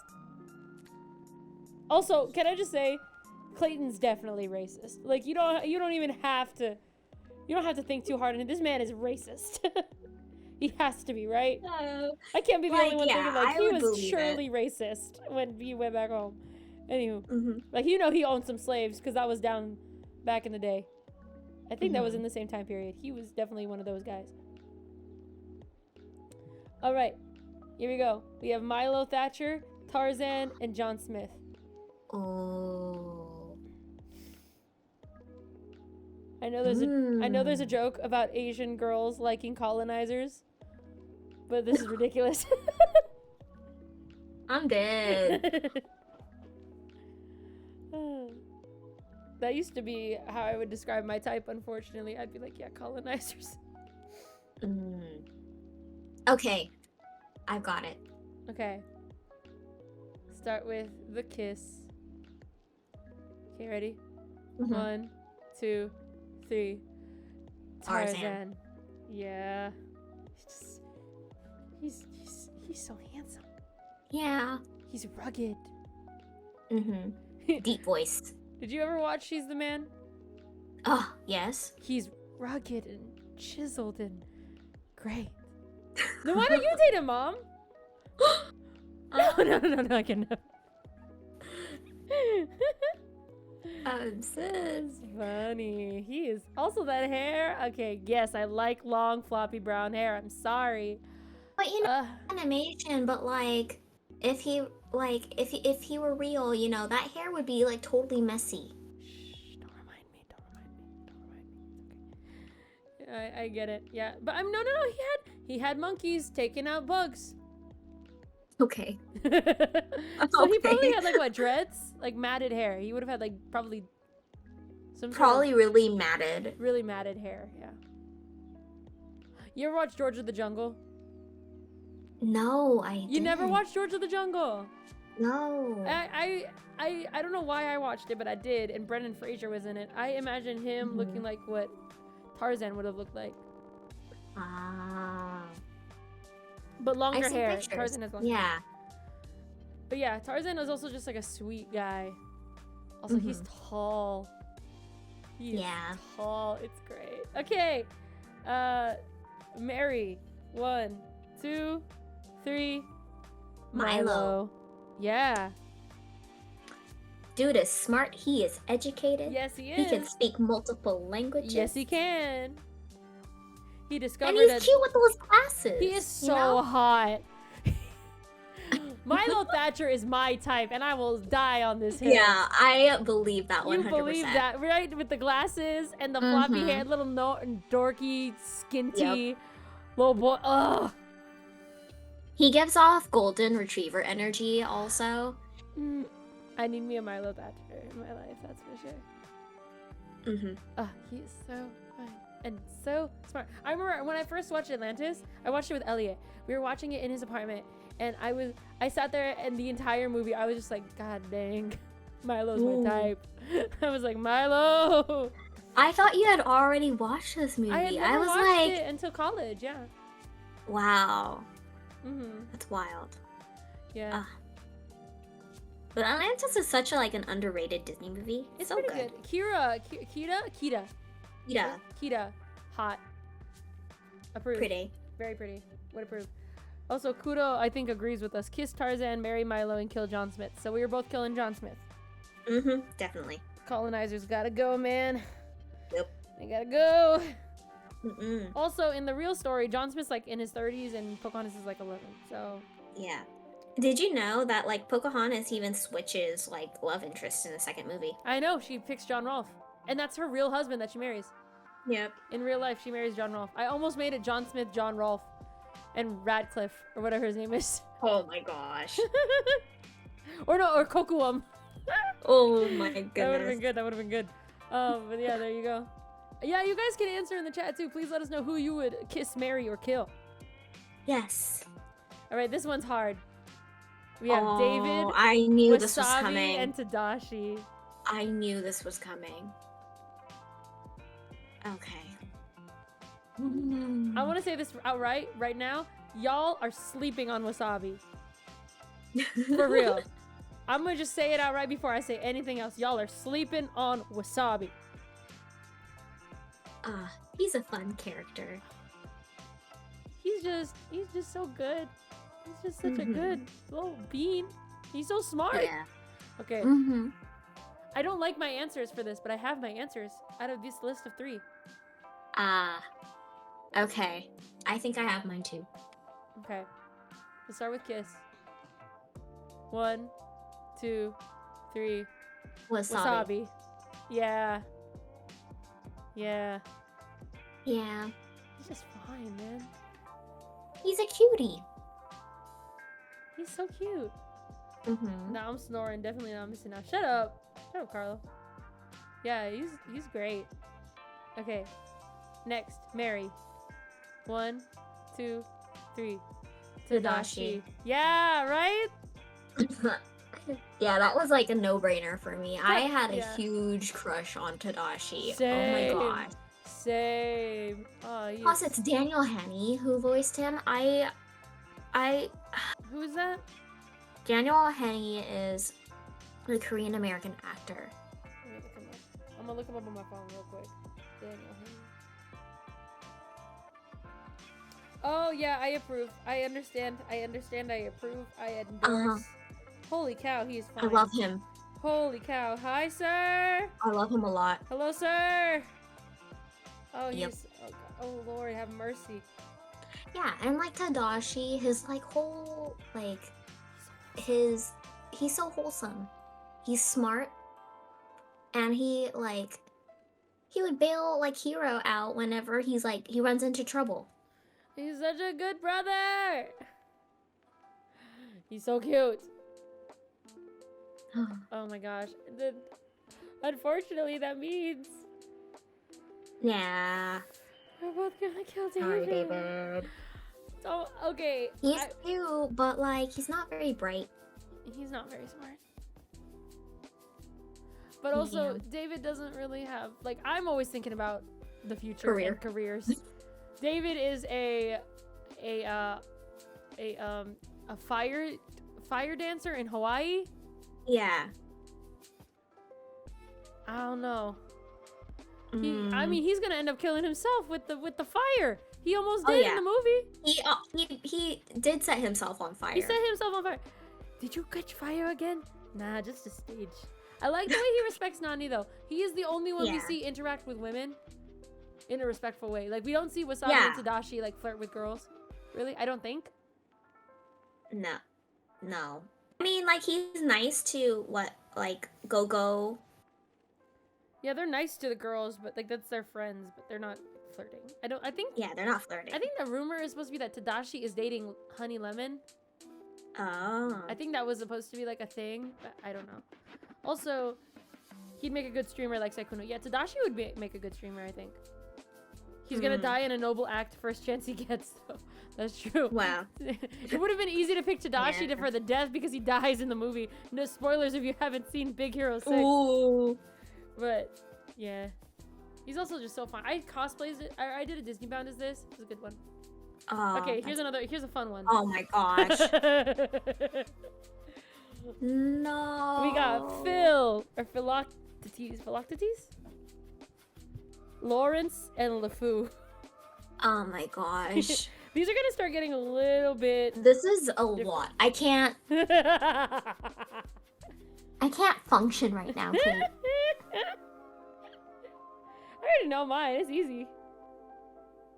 Really? Yeah. Uh,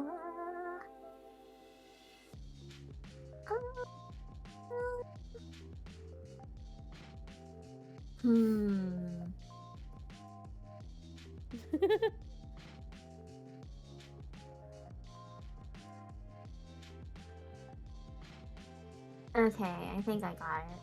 I think. All right.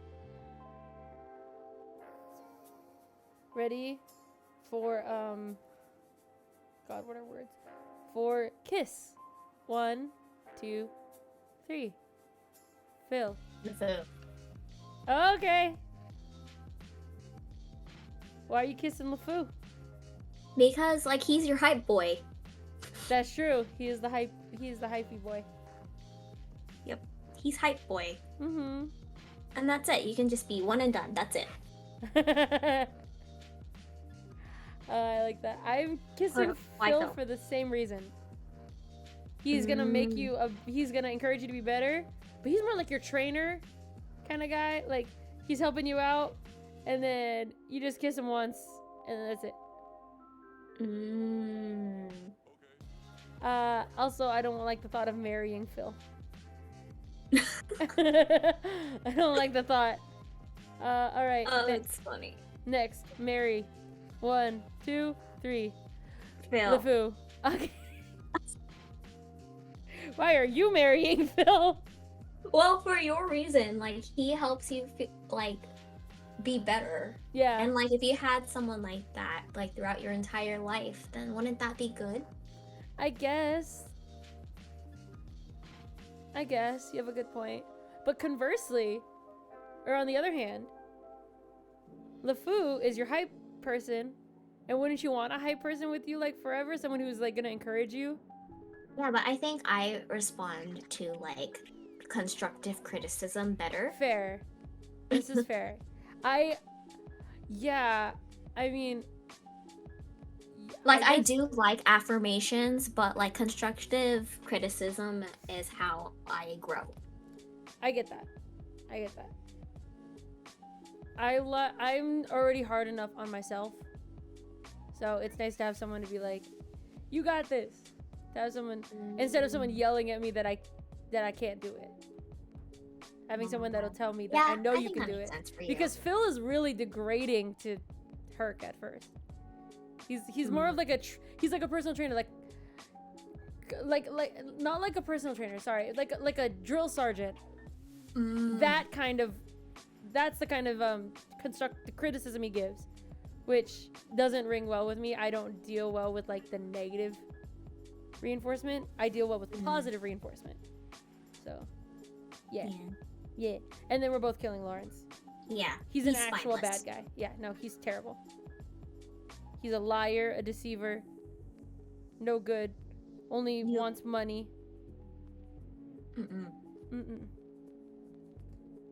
Drill sergeant. Yeah, and like he was totally gonna like he catfished Lottie. Oh yeah, absolutely. He's a catfish. Yeah, that's not cool. No, not cool at all. Also, he almost killed his boss. Oh yeah. Or he tried to kill his boss. Yeah, drill sergeants degrade you for your benefit. I get it. That works for some people. That doesn't work for everybody. Some of us don't like to be yelled at all the time. Some of us have trauma about being yelled at for not being good all the time, Carlo. Okay. Next. We have Papa! Maurice, Pacha, and the Sultan. Oh, let's see. Oh. Oh.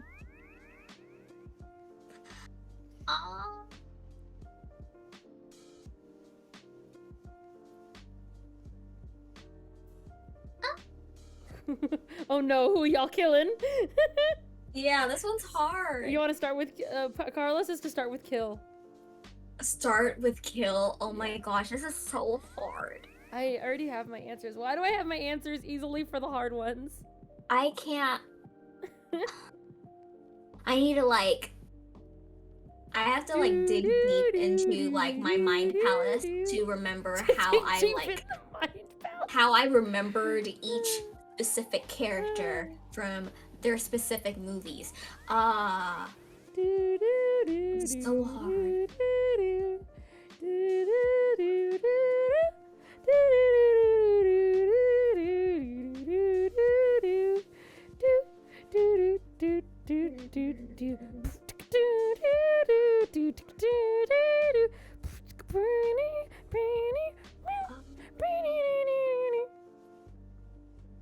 Okay, you gotta decide. I think I got it. Okay, we'll start with kill because Carlo asked. Okay. Kill. 1, 2, 3. Maurice. Sultan. Ah! You're killing the Sultan? Okay, here's why. Dude tried to marry Jasmine off and not give her the choice.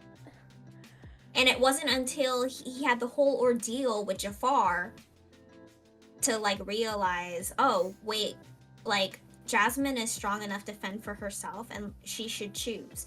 No, he had to go through that whole thing, like risking like the whole like kingdom's like destruction to realize that Jasmine should have always had that choice. You know? She has a point. I would have said that's just based on old, royals. That's the one thing, he's the only royal, so he has different expectations. But like, that he wouldn't have come to that conclusion until like a bad thing happened and he like almost lost his kingdom. That is true. Okay, my case for Maurice is that he's a very sweet and loving guy. These are all guys that obviously care about their children, but Maurice is just, he is so, I get it, but he's just like entirely too neurotic, I think. That no one is able to take him seriously, and he is just not. I don't know how to make this point now because your point is really solid. Maurice, the reason why I was just like, this man, he's a crazy man. And like I was in my mind, I'm like, crazy old Maurice, like truly. And I was like, I cannot kiss this man, and I cannot see myself marrying this man. He was not a great inventor. Let's be cut and dry with it. Not a good inventor. They live in this cottage, with like where nobody. I don't know how to explain this. They live in this cottage, and they're like pretty broke. But he keeps inventing. He leaves his daughter out to get swayed by whichever man. He gets himself captured by a beast, which is very smart. I don't know. I just can't see myself with the other options. I don't think I can marry him, and I definitely can't kiss him. Look at that mustache. I have a defense for Maurice, but Oh, I'll wait until. Okay. Yeah. Okay, who we kissing? 1, 2, 3. Maurice. Sultan. We switched. And we switched. Yes. Okay, so my defense for Maurice is that, well, I was actually like considering the live action version a little bit more, because live action Maurice, like, he's brilliant. It's just that, like, his brilliance was deemed like crazy by the townspeople, just like Belle's like intelligence was deemed weird, Okay. you know? And like he like helped, like he lets Belle like help him like build things, you know? So like he helps build knowledge. Yeah. I see you. Yeah, So yeah, I think that's commendable. Uh-huh. My reasoning for the Sultan was much less wholesome. I was like, I'll be your rich. I'm dead. Let me be your mistake where you have to pay me off so I don't tell anyone Oh my that gosh. you kissed me. That is my reasoning. Oh my gosh, Kate. I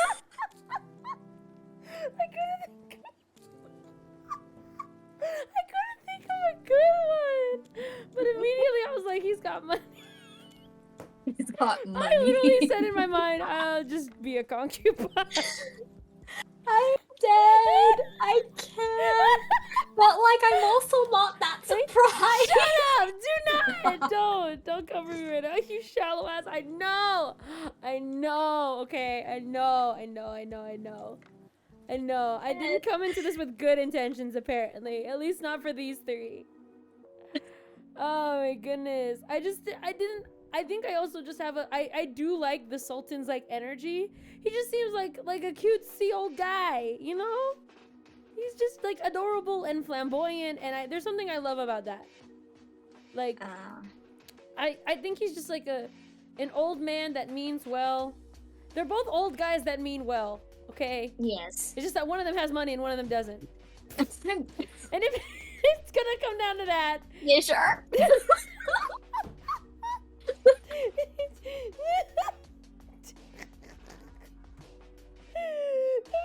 Oh my it's gotta God. come down to that, then it comes down to that. I'm sorry. Oh my God. Also, I think, yeah, just in the movie in general, I was drawn more to Sultan than Maurice. Really? I think didn't really like Maurice in the movie. I'm like more repulsed by the Sultan out of all of them. Just because of like his, like, he's a pushover to men, but not to women. Fair. That is fair. You're convincing me. And that's like the feminist in me kind of just like ringing those bells in my head, saying, "Hey, no, bye, Sultan." Yeah, no, I get it. You're convincing me. I think I agree with you. I'll agree with you. But I already said my answer. I'm in too deep. You dug that hole. I did dig the hole, and I cannot get out. But we both marry Pacha. Pacha's a family man. Yes, he's like one of the best dads in Disney. Oh, he's perfect. I love Pacha. Can it just be I want to kiss Pacha and marry Pacha and then just kill the Sultan? Can I switch to that? And then just send Maurice home. Send Maurice home. He just wants to go home. This entire freaking movie, he just wants to go home. Be with his daughter. Oh my God, that is so funny. Okay, sorry. There is stuff that I got dog dander in my eye. Oh no. But I'm gonna go deal with this really quick. It's hurting me. It is burning. I cannot see. So I'm gonna click the next one. You discuss with the peoples. Have fun. This is my gosh. Oh, okay. So, we got the mother figures on here. Okay, this one's a little hard for me just because, like, they're great mother figures to their respective, what's the word? wards? No, that's not the right word. But you know what I mean. But gosh. We've got Helen, Nani, and Cass. Oh. Okay. I think with this one, figuring out who to kill might be hard just because I like all of them so much. Uh,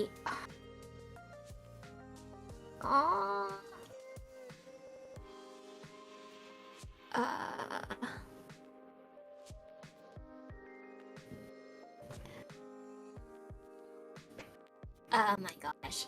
I can't. Okay.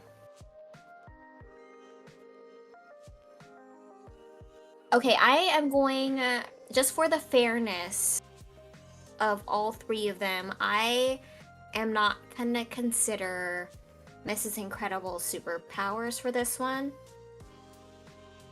And I'm gonna make my choice just based on their personality. That's gonna be hard. And I'm interested in hearing what Kate has to say about these three and what her choices are. If she is going to also, like, not consider Mrs. Incredible superpowers. Because I feel like that is a huge factor in deciding. So I'm just gonna take it out and just do it based on I'm back. personality. Hey, welcome sorry back. about that. Carlos said, what does Helen do again other than look pretty? She's Mrs. Incredible.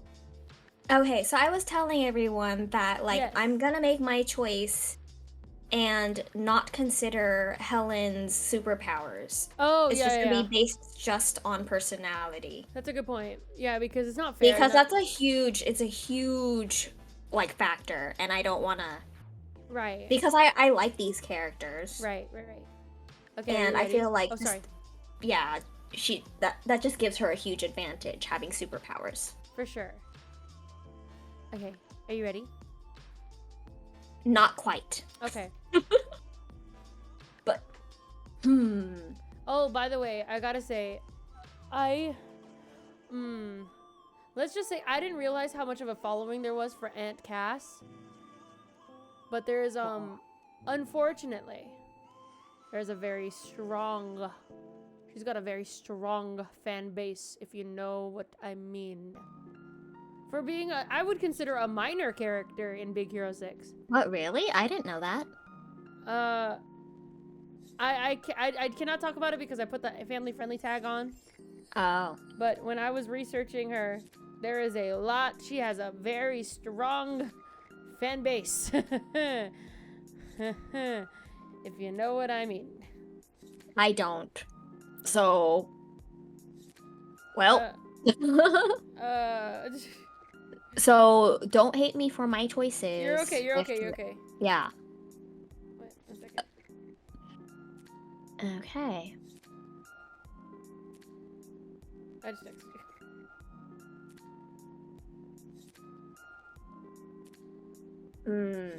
you. Okay. Yeah. Gotcha. Yeah. Alright, you ready? Yes. For Kiss. Okay. Ooh, wait, I didn't think of this through. I thought I did. I didn't.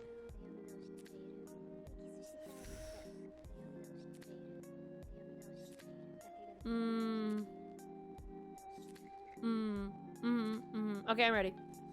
Sorry. Okay. 1, 2, 3. Helen. Nani. Oh! Okay. Why are you picking Helen?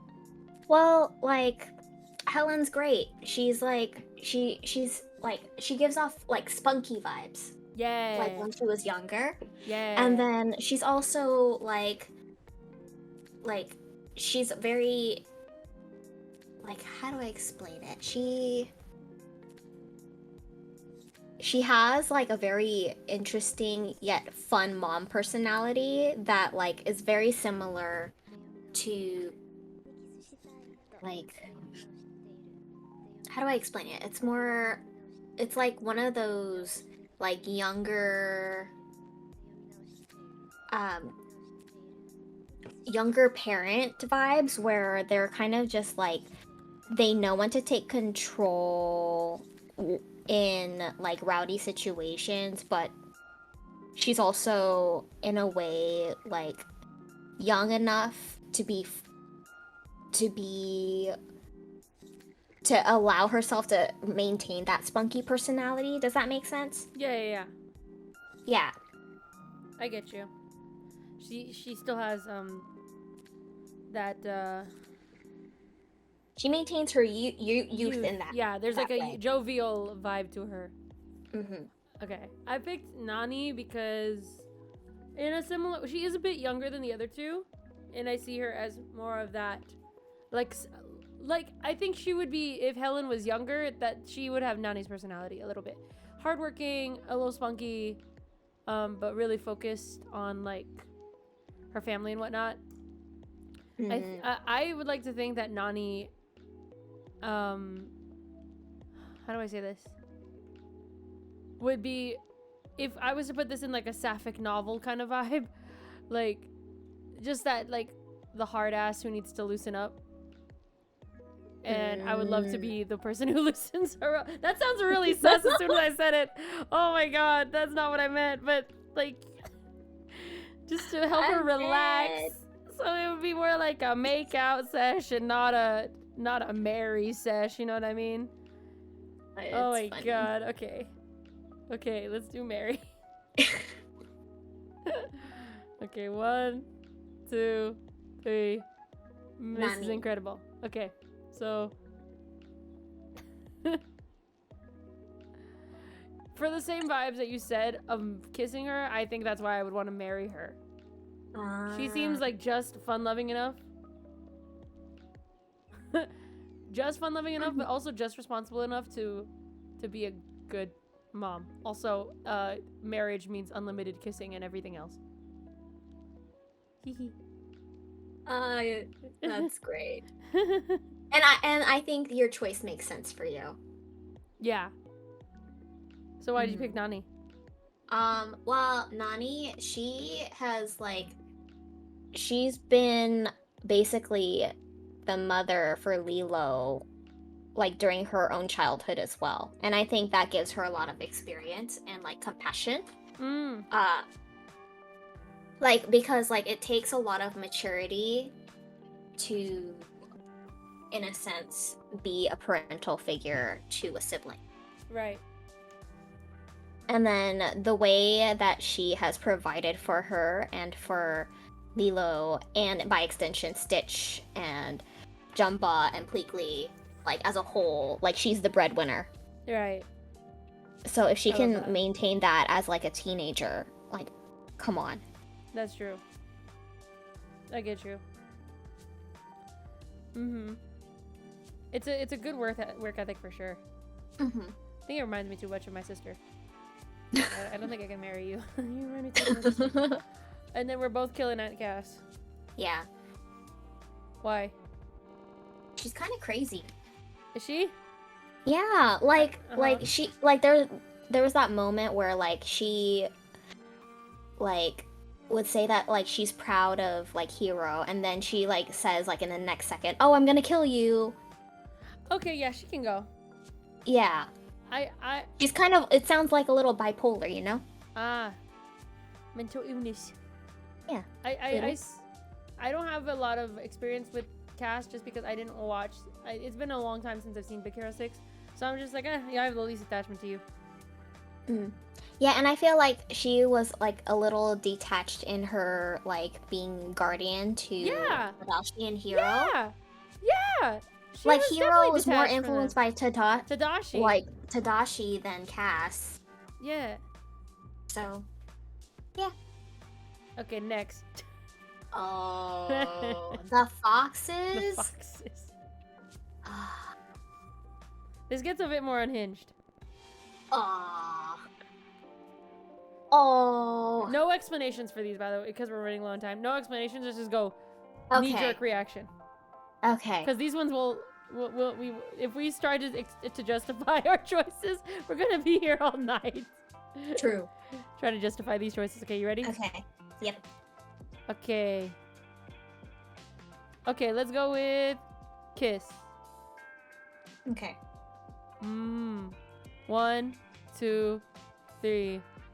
Nick. Yeah. Nick, for sure. Yep. Okay, ready? Next one. Mary. 1, 2, 3. Robin Hood. Yeah. Good guy. Good and guy. we're both killing Honest John. Obviously. Like an actual supervillain. Yeah. Oh my goodness. All right, good. Simple. Easy enough. We don't have to explain it. I don't need y'all making clips. Next. Oh! Oh, this is a good one. This is a good one. Oh, wait. This one's a little hard. This got hard. Yeah. Okay, I think I'm ready. Aw. You ready? Yeah. Okay, kiss. 1, 2, 3. Simba. Tantor. Ah! Different. Quick explanation for mine. I think Simba is like, I see him as like a jock. That's the vibe I get from him. Why'd you pick Tantor? Really quick. Oh, because he's cute. Okay, there we go. He's fun. Okay, cool. Mary. 1, 2, 3. Simba. Tantor. Yeah. Yours I knew. I knew you were gonna marry Simba. Can you dox yourself to the group really quick? Tell them why I knew. Oh yeah. So like Lion King is one of my absolute most favorite like Disney movies of all time. Mm-hmm. But every single time, no fail, whenever Hakuna Matata comes on, and then adult Simba comes in and sings "It Means No Worries," I blush. Like I cannot control it. It just happens, and it's downhill from there. It's so great to me. It's so great because I don't. Nal is not much of the flirty type or it's great. I don't stumble too often, but I will stumble for Simba. Yeah, and I have it filmed. I have video evidence of her doing this. Wait, you do? I do. You When didn't know was that? this? Oh my gosh, it was this one time you were hanging out in my room and we were listening to I don't know. We played Hakuna Matata for some reason, and it means no worries. And then you literally fell over on my bed, and I have it filmed. Oh yeah, that's right. It's great. Oh yeah, and like the same reaction happened in the live action when Donald Glover also did it. Oh, yeah. Because he also did a really great rendition yeah. of Hakuna Matata. Oh, and I was just like, oh man, it's just yeah. Simba. It's just great. It's just Simba. Okay, and then we're both killing Baloo. Yeah. I don't. I mean, I didn't really. Yeah, I don't have much of an attachment to Jungle Book. Mm-hmm. So, sorry. As much as I love bears, You do love bears. I know. Nala hit different. I know she does for a lot of people. Mm. I almost did one of the ones I wrote was Simba, Kovu, and Nala, but you put Simba in yours, and I wanted to use yours instead. All right, next. Yeah. You ready? Yep. Mater. This one was very unhinged. This is unhinged. Mater, Mike Wazowski, and Woody. Oh my gosh. Okay, I think I got it. Ooh, I think I got it too. Wait, why is this the picture of Woody where he's got like a bicep? You're the one who picked the picture. I know. I just didn't realize, why does he have a bicep? Okay, ready? A kiss. 1, 2, 3. Woody. Mater. Really? Yeah. Okay. Yeah. I don't like my He's decision fun. as soon as I made it. You Oh. said he's fun. He's Yeah, what? he's fun. He's Okay. a fun guy. Mater's a fun guy. Okay. I always pick like my kisses as like, oh, this is the hot guy that's not gonna want to commit, so I might as well just kiss him. He's not gonna want to commit to me. Okay, marriage. 1, 2, 3. Woody. Mater. Yeah, see? Yeah. Why are you marrying Woody? Well, because Really he's quick. like chivalrous. He's chivalrous. And then like his like relationship with Andy, he's like very sentimental. Gotta love that. Mhm. I think Mater's very loving, very endearing. I don't like that he's a Yeah. car, but I like his energy, and he has like that fanboy energy that I love. Hype boy. A hype boy energy. I love that for a potential partner. I know what you like, boy. I don't know the reference. It's Hype Boy. It's a song. Hype Boy. Bye. New Jeans. Yeah, I don't listen to New Jeans. It's a good one. Okay. And then we're both killing Mike Wazowski. Yeah. Yeah, he's a little too chaotic, you know? A little, yeah, yep. Yeah, we don't want to listen. We don't want to be woken up with like a blowhorn, you know? Get up that slab that's hanging over the bed! Get up, Sully! Yep. And that's our Kiss, Marry, Kill Disney edition! Yay! Woo, we did it! It took us forever, but we did it. That took us way longer than I thought. Alabino, thank you for the follow. Welcome. That was fun, though. That was really fun. I really enjoyed that. All right. Do you need to take a quick pee break? Or are you vibing? I could use one. Yeah, go take a pee break. Okay, be right back. Okay. Our two avatars look like they're about to kiss. That's funny. No, they're just dogging to each other. They're just facing each other. Definitely not doing that. Welcome in, Alabino. My name is Kate. This is my friend Nal, and we are doing our little podcast right now. Afro Man, thank you for the follow. Welcome. Oh, I'm blocking the thingy. She might. Wait, who? Me? You're my friend. But yeah, it's nice to meet you. We're just chilling here. We talk about random topics. We took way too long on the first topic, as normal. Oh, the girl with the ribbon. Oh, that's me. That's me. Hi, that's me. What was I saying? So, we took too long on the first topic, but we're gonna go to the second one now, and then we'll probably just be quick on the last one. Can I be the Oxford comma? No. Sometimes we might have guests, but like today's not one of those days that we have guests. But our next topic is divas, and what we're gonna be doing is Nal and I are going to be ranking. We're gonna give out 10 divas, and we have to make a list of the 10 top divas, and we have to agree unanimously. I do not have a male version for my avatar, no. All right, I need to make that list.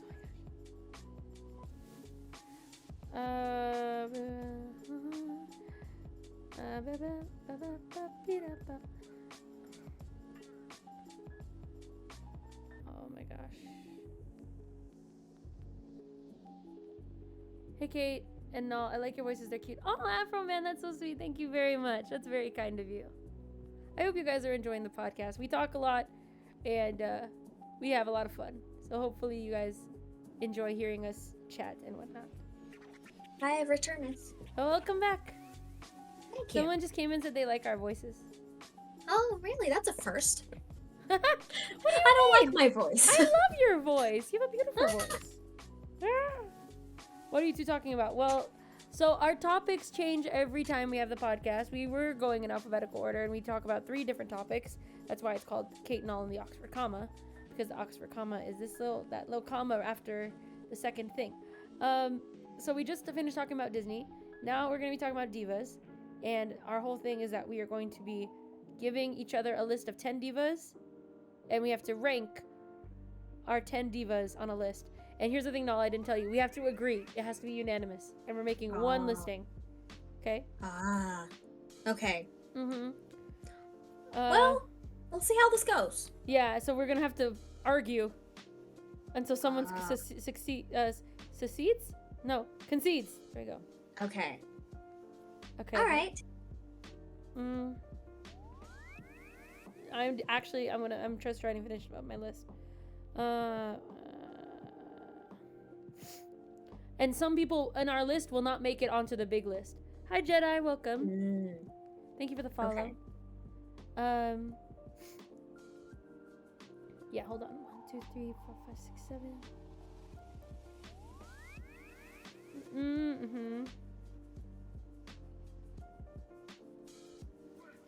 Ooh.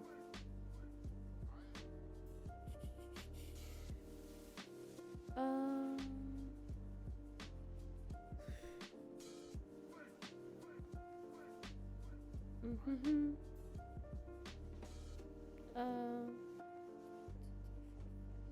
6, 7, 8, 9. It's been oh thanks. What's the ranking based on, or how is it ordered? We don't have a ranking like based on like the best. It's gonna be based on me and Null agreeing. Yeah. You know what I mean? So Basically. I think what we'll do There's is no rubric or anything. yeah, there's no rubric. We're literally just like, do we agree? But that's nice, very easy to listen to, maybe even sleep to. Oh, that's very sweet. Thank you. I think what we'll do is like we'll put someone at 1, and then we can work from there. Okay. And we can just be like, are they going on the list or not? Okay. What's your favorite color? Someone's asking. What's your favorite color, Null? It's gray. I had a feeling it was gray. It was either gonna be gray or green. That was my guess. Yeah. But like it's changed a lot since the very beginning. I think my first favorite color was like red. Oh. And then it's like evolved many different times until I've reached gray, which is now. I like it. My favorite color is black. So Fitting. which is fitting. People think it's funny because I have pink everywhere. They think my favorite color is pink. It's not. It's black.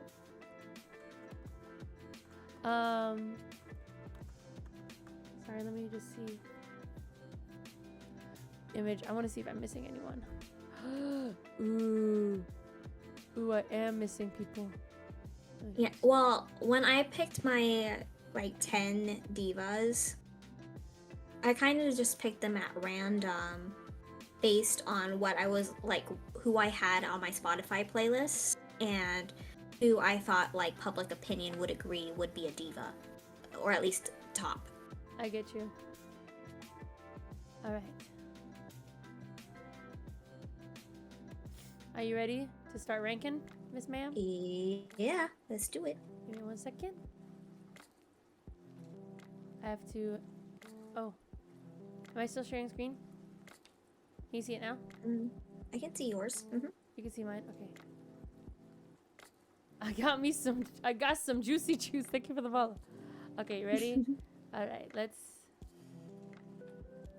How do I do this? This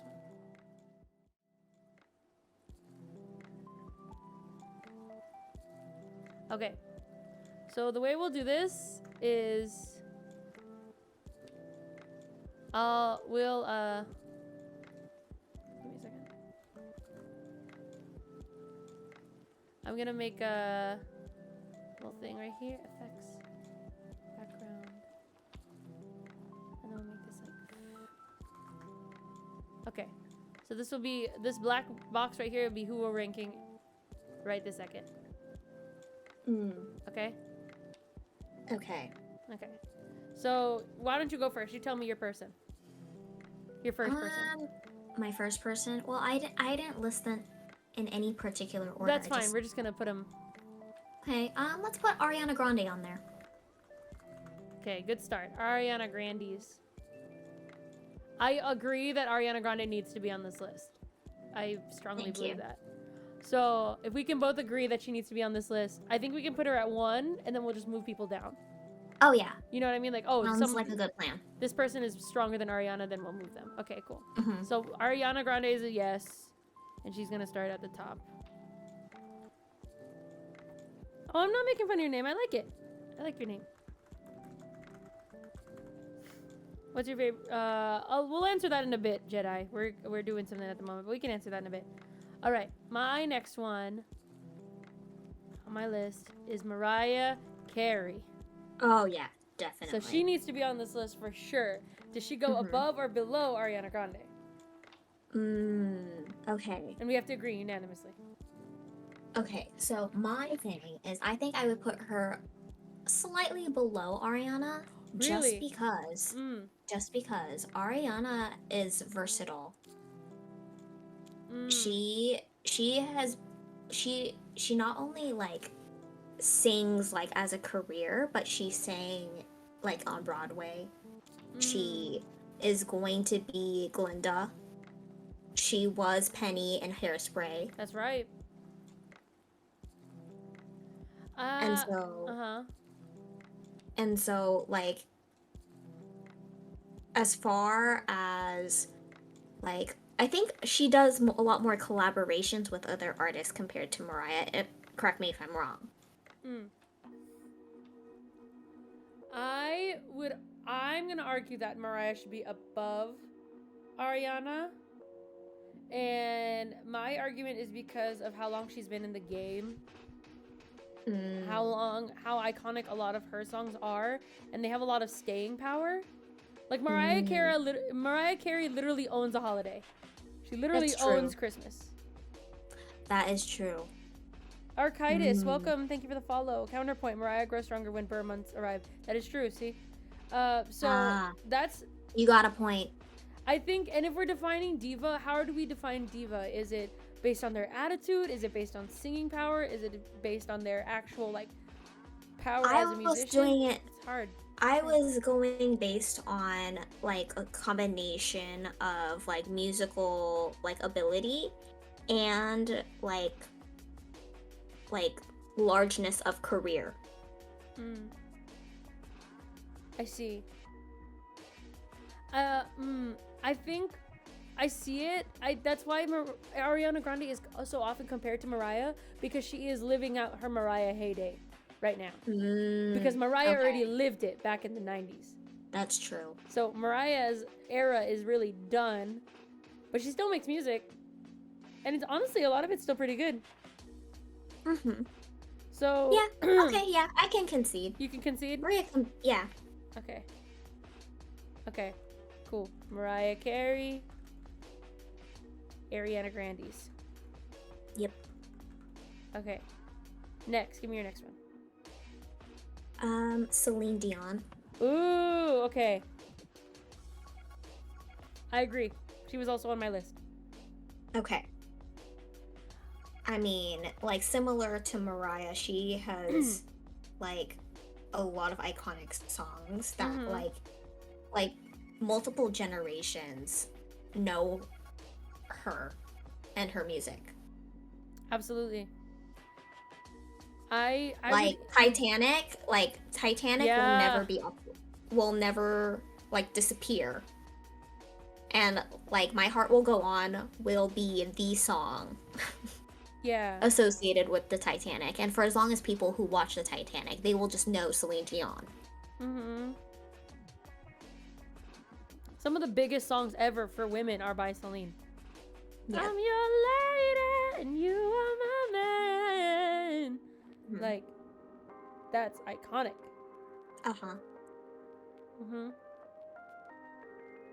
I see it. Yeah. And like, you know, her songs are like the best for like karaoke. That's true. I agree. I would say Celine goes above Mariah. I think so too. You think so too? Yeah. See, I was on the fence at first, but maybe it's just because we're like Filipino biased, because we've grown up like listening more to Celine just because of karaoke. Right. Oh, carp. Yeah, no, I see you. I think yeah. We might be biased, but I do think Celine Dion just has those. She doesn't have the attitude, the huge attitude I think that Mariah exudes. That's why she's known for being the biggest diva, because she's known to have an attitude.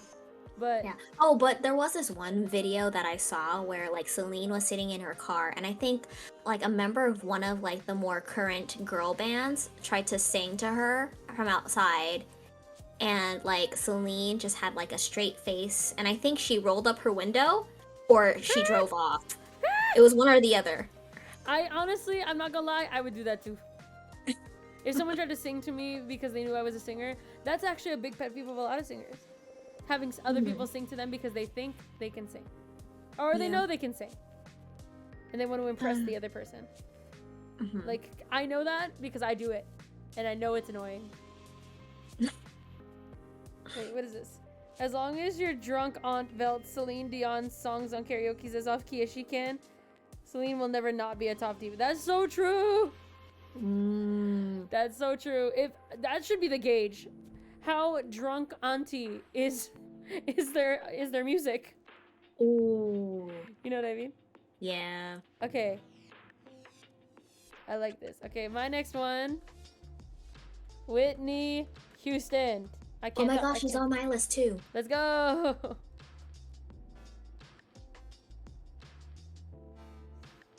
This A lot one's of hard. iconic songs. She has a lot of iconic songs. I will say her most iconic song is not her song. She has the most iconic cover in the world.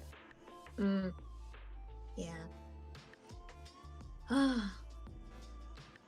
But where does she rank? I feel like I would do it like, oh man.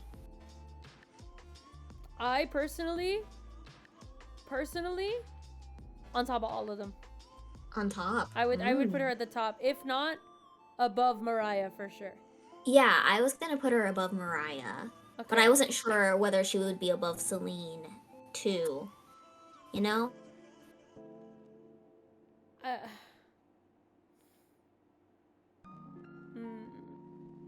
I'm gonna base it off of how many songs I know by each person. Right now. I'm gonna say, right now, what are the songs I know by each of these people? Whitney's got The Greatest Love of All, I Want to Dance with Somebody, Saving All My Love for You, I Have Nothing.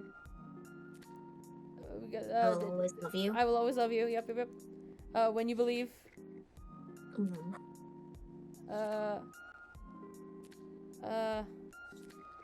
got a lot. Okay, Celine. Those are the ones I can name off the top of my head. Celine. We got The Power of Love, All by Myself. Because You Love Me. Taking Chances. It's All Coming Back to Me Now. My Heart Will Go On. My Heart Will Go On.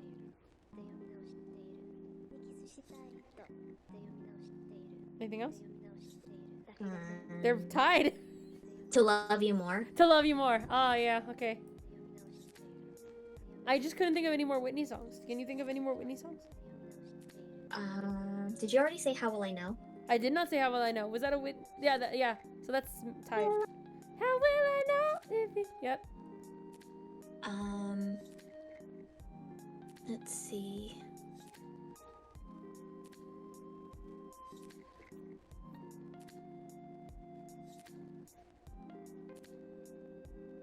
Oh, One Moment in Time. Who's that? Is that Whitney? Whitney. Oh, she also had Run to You. Oh yeah. I wanna run to you. She also said, I look to you. I look to you. I look to you. Yeah, I did save it on my left view. I did add that. Okay. And then for Celine, was there any more that I can think of?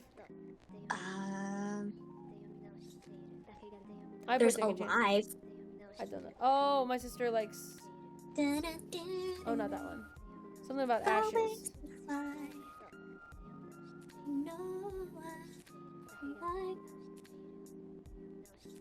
I don't know, dude. I think Whitney trumps it.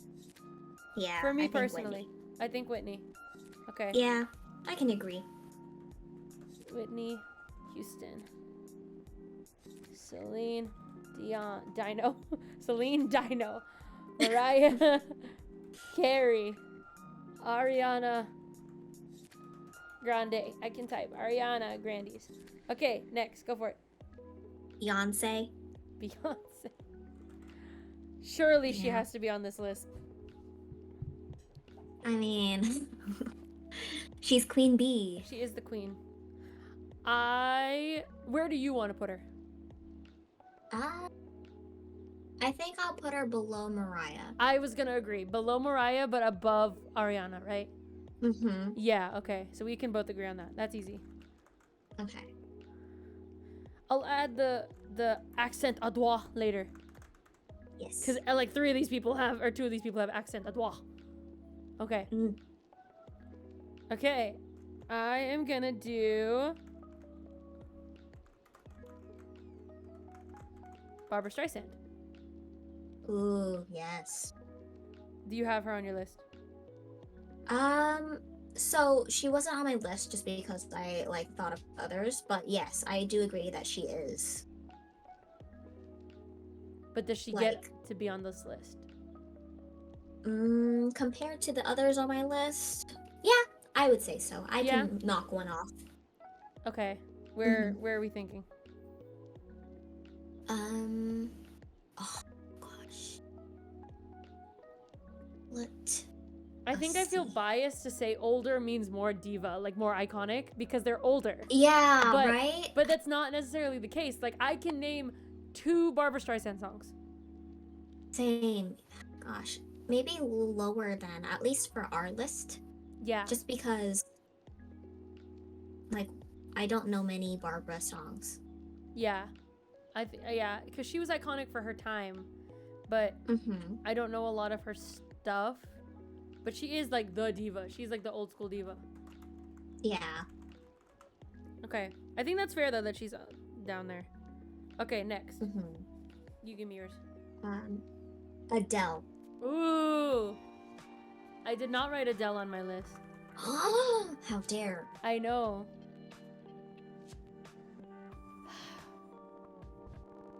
Do I want to cut somebody off of my list?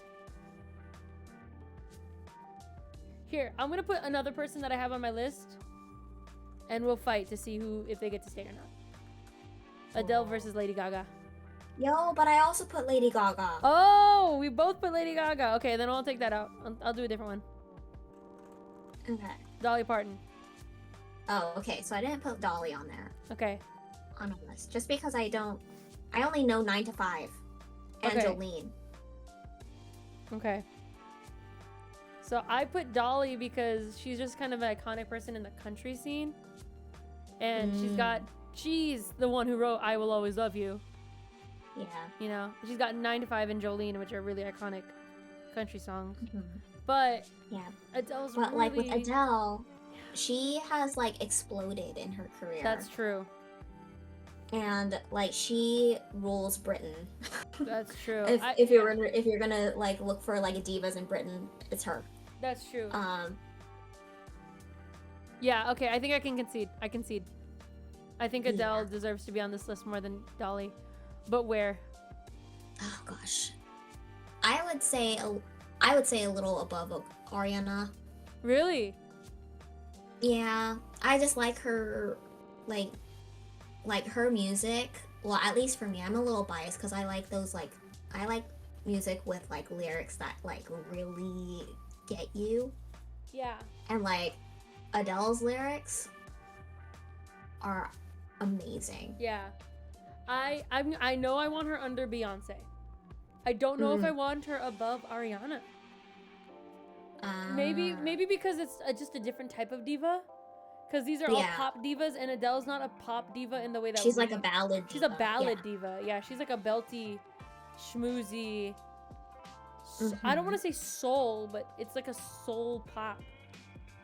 Yeah. Okay, fine. I can concede. I think she'll go above Ariana.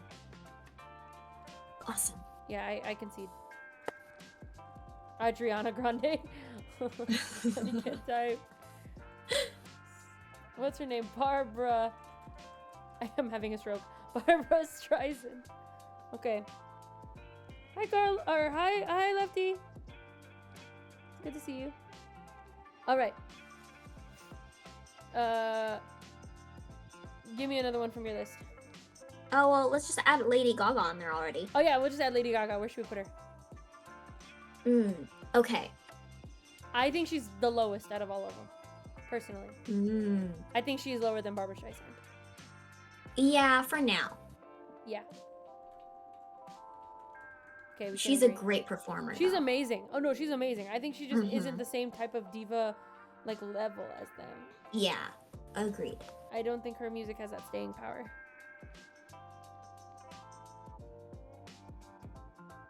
Oh, I'm sorry, Lefty. I didn't mean to make that joke. I'm sorry. Okay, okay, one of my other ones, Aretha Franklin. She was already on my list, Carlos. She was already on my list. I'm sorry. I didn't know. I didn't know Lefty was here. I'm sorry. But yeah, Aretha Franklin.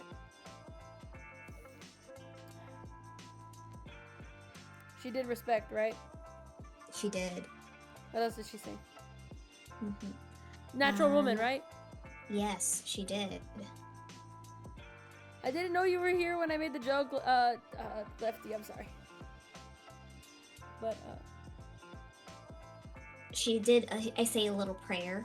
ooh, okay, yeah. I don't know. Did you have her on your list? Yeah, she's on my list. Okay. Where do you think? Oh gosh.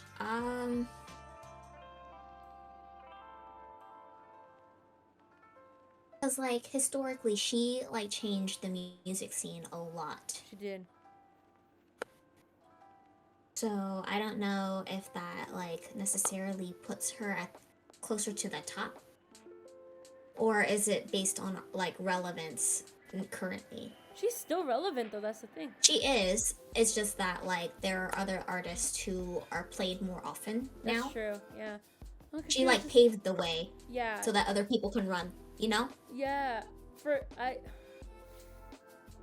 I don't. She sang the national. Was she the one who sang the national anthem at Obama's thing? What? Didn't she sing when Obama got elected? Didn't she?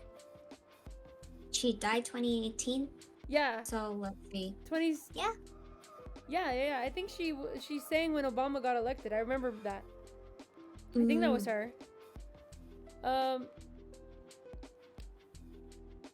Miss Retha. Yeah, I think she's got to be up there. I would say above Adele, potentially above Beyonce. I'm thinking similarly. I think she paved the way so Beyonce and Whitney could have, well, maybe not Whitney. No, yeah, Whitney. But yeah, for sure Beyonce. I think she,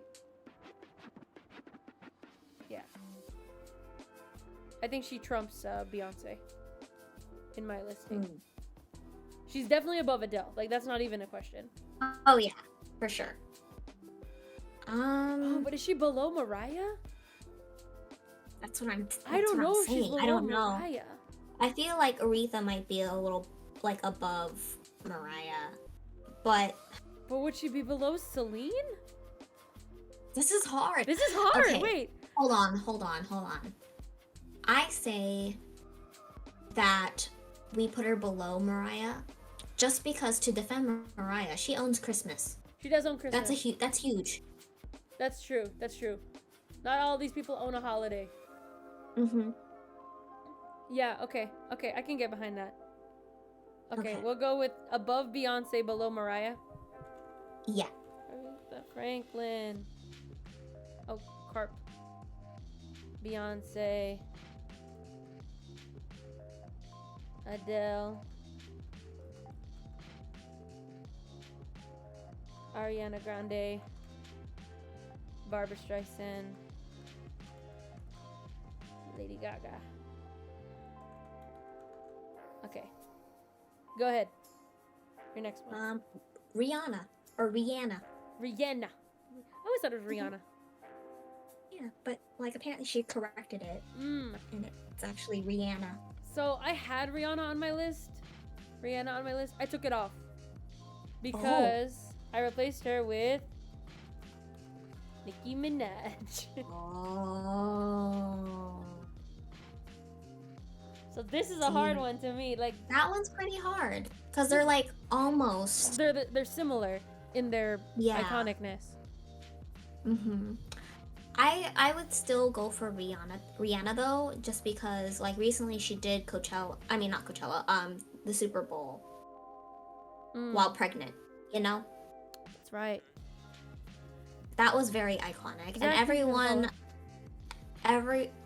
if you followed TikTok right after the Super Bowl, like you would see a lot of like parodies of that performance. And then she also has so many like hits, like from early into her career up until now. Like I know more Rihanna songs than Nicki Minaj songs also.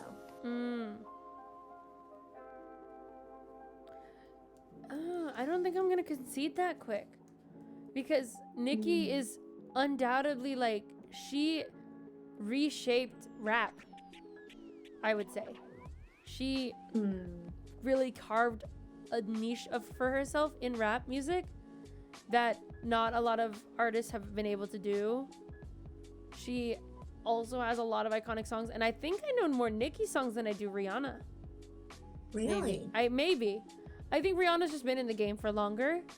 But also, Rihanna took a big step back away from music a long time. I think that's one of the things that's like really dinging me for her, is that she switched over to makeup and she hasn't been making music all that much.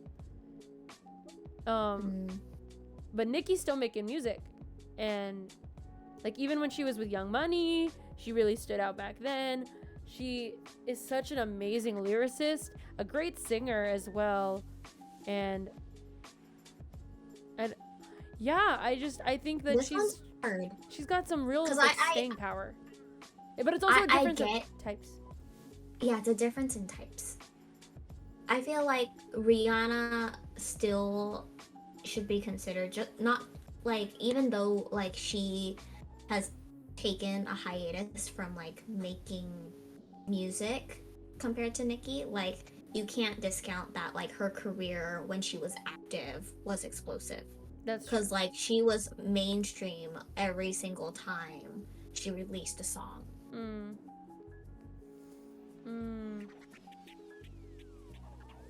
But Nicki's doing that now too, though. It's just that she won't play on every single radio station because not every single radio will listen to rap or will play rap.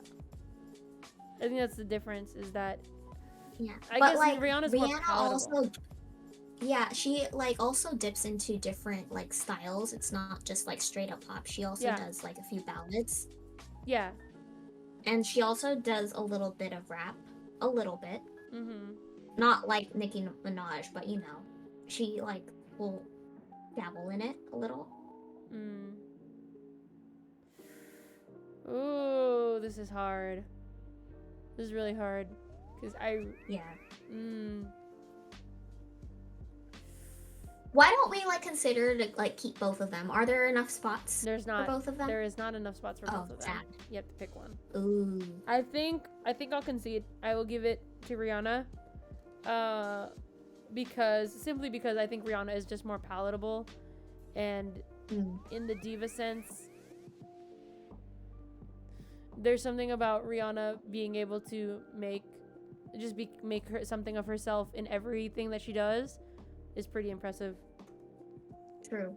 Yeah, she has more karaoke hits, but yeah, I think again this is just simply based on the fact that Rihanna, that Nicki Minaj is a rapper, and she did a lot of amazing things for the rap community, but that's true. It's not comparable because not as many people listen to rap as they do other things. So if this was like a rap list, Nicki would be at the top every time, and Nicki stands out for out of every single rap female out there. Nicki is the top. Forget Cardi, forget Ice Spice, forget who's the other one? There's another one out right now. Meg Thee Stallion. Forget Doja. It's all Nicki. Nicki is like the reason why these girls have been able to like run and do their thing. So So in that case, she is the diva. She is the one. But in comparison to other divas on this list, it's not. It wouldn't. She don't really fit. She'd be 11 for sure. She would definitely be 11. So where are we putting Rihanna? Are we putting her at the bottom of this one? Or above Lady Gaga? I don't know. I think I'm not sure whether she should be above. Sorry, I keep interrupting you. I'm sorry. Yeah, I feel like above Lady Gaga might make sense.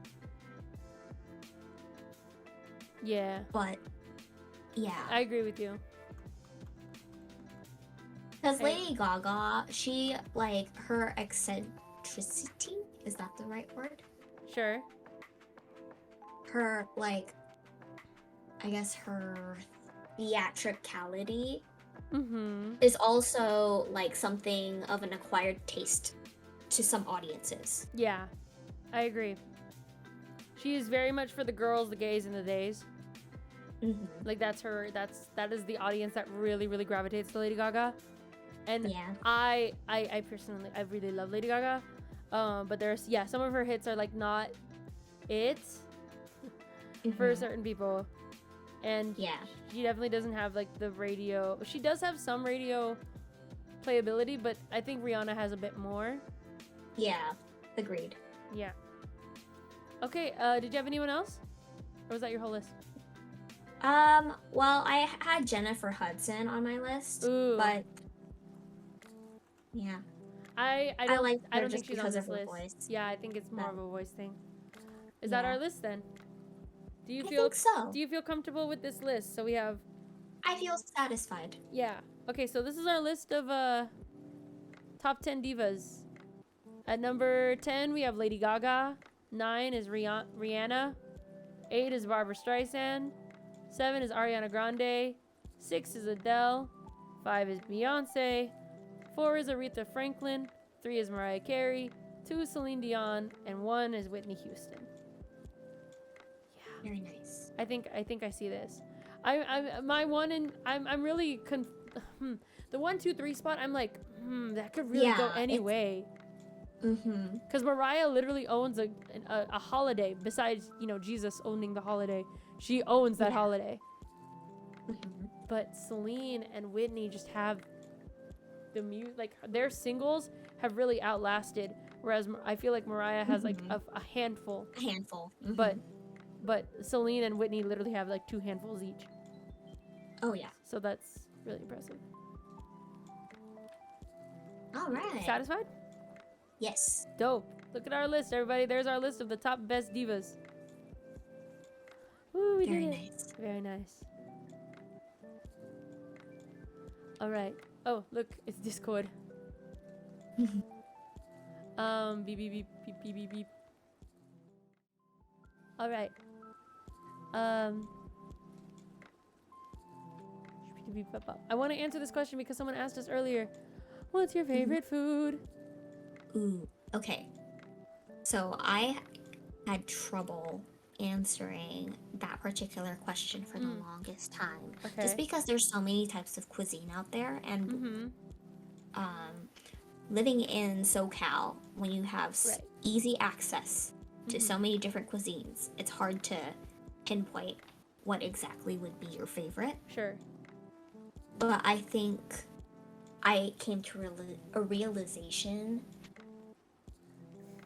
and like an epiphany of what my favorite food would be. All right. And I can't narrow it down to one specific food item, but I can narrow it down to a food type or genre, if that makes sense. And what is so it's dim sum. Ooh. That's a good choice. Anything that's like a dumpling. Yeah. Steamed, fried. Yeah. Yeah. Or like made into a soup. Great. Oh my God, I want dim sum. And like I associate it with happy memories because when I was younger, I used to live actually farther from all these food places, and so like my reward for like getting good grades and whatnot would just be to head over to like Chinatown to get dim sum. Oh, I love that. How sweet. And plus, I will never grow tired of it. I will always crave it every single week. Right. I love that.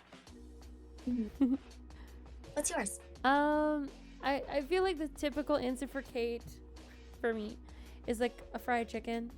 I just eat fried chicken in so many different ways, whether it be tenders, the actual fried chicken, or chicken nuggets. I love eating fried chicken. But I think if I had to say, like, that's the food I think I eat the most out of all of my favorite foods, quote unquote. But my favorite, like, if someone asks me, Kate, where do you want to go, and it's like a special thing, and I want to go get it, honestly, it's a toss-up between Korean barbecue and soup dumplings. I love, let me say this into the microphone, I love xiaolongbao. That stuff is some of my favorite food in the whole world. That's great. Xiaolongbao.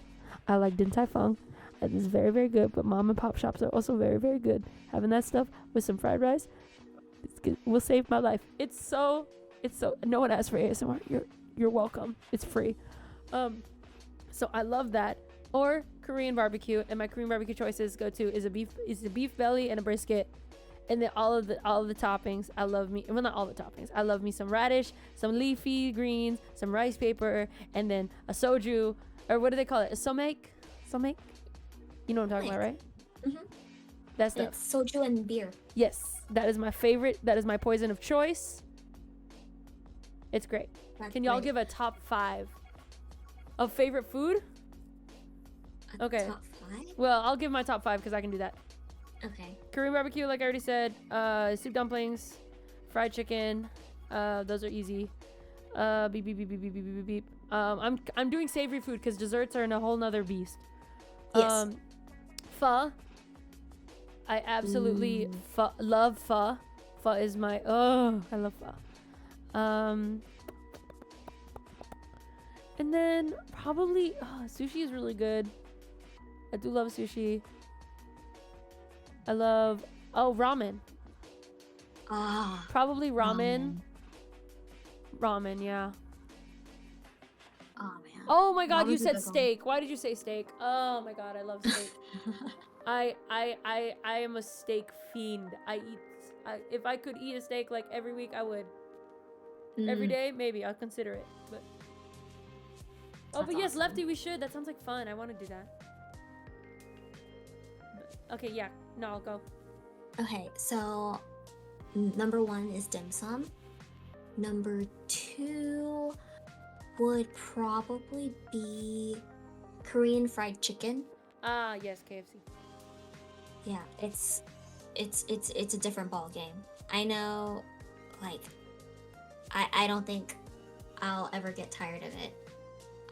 Number 3 would be sushi. Number 4 would be, gosh, I think like Filipino food. Like specifically though, beef bulalo. That's like my favorite Filipino food. Oh, yeah. And then number 5, I think, would be, gosh. I'm trying to think. Gosh. I would go for French fries. Oh, that's good. Oh, I should have said French fries. French fries. You know, honestly, Kate, I I'm was like replacing surprised ramen that you for didn't fries. say potatoes. I know, I should have said potatoes. I scratched what I said. Ramen's off the list. Put potatoes. I was Any like, format wait. of potato.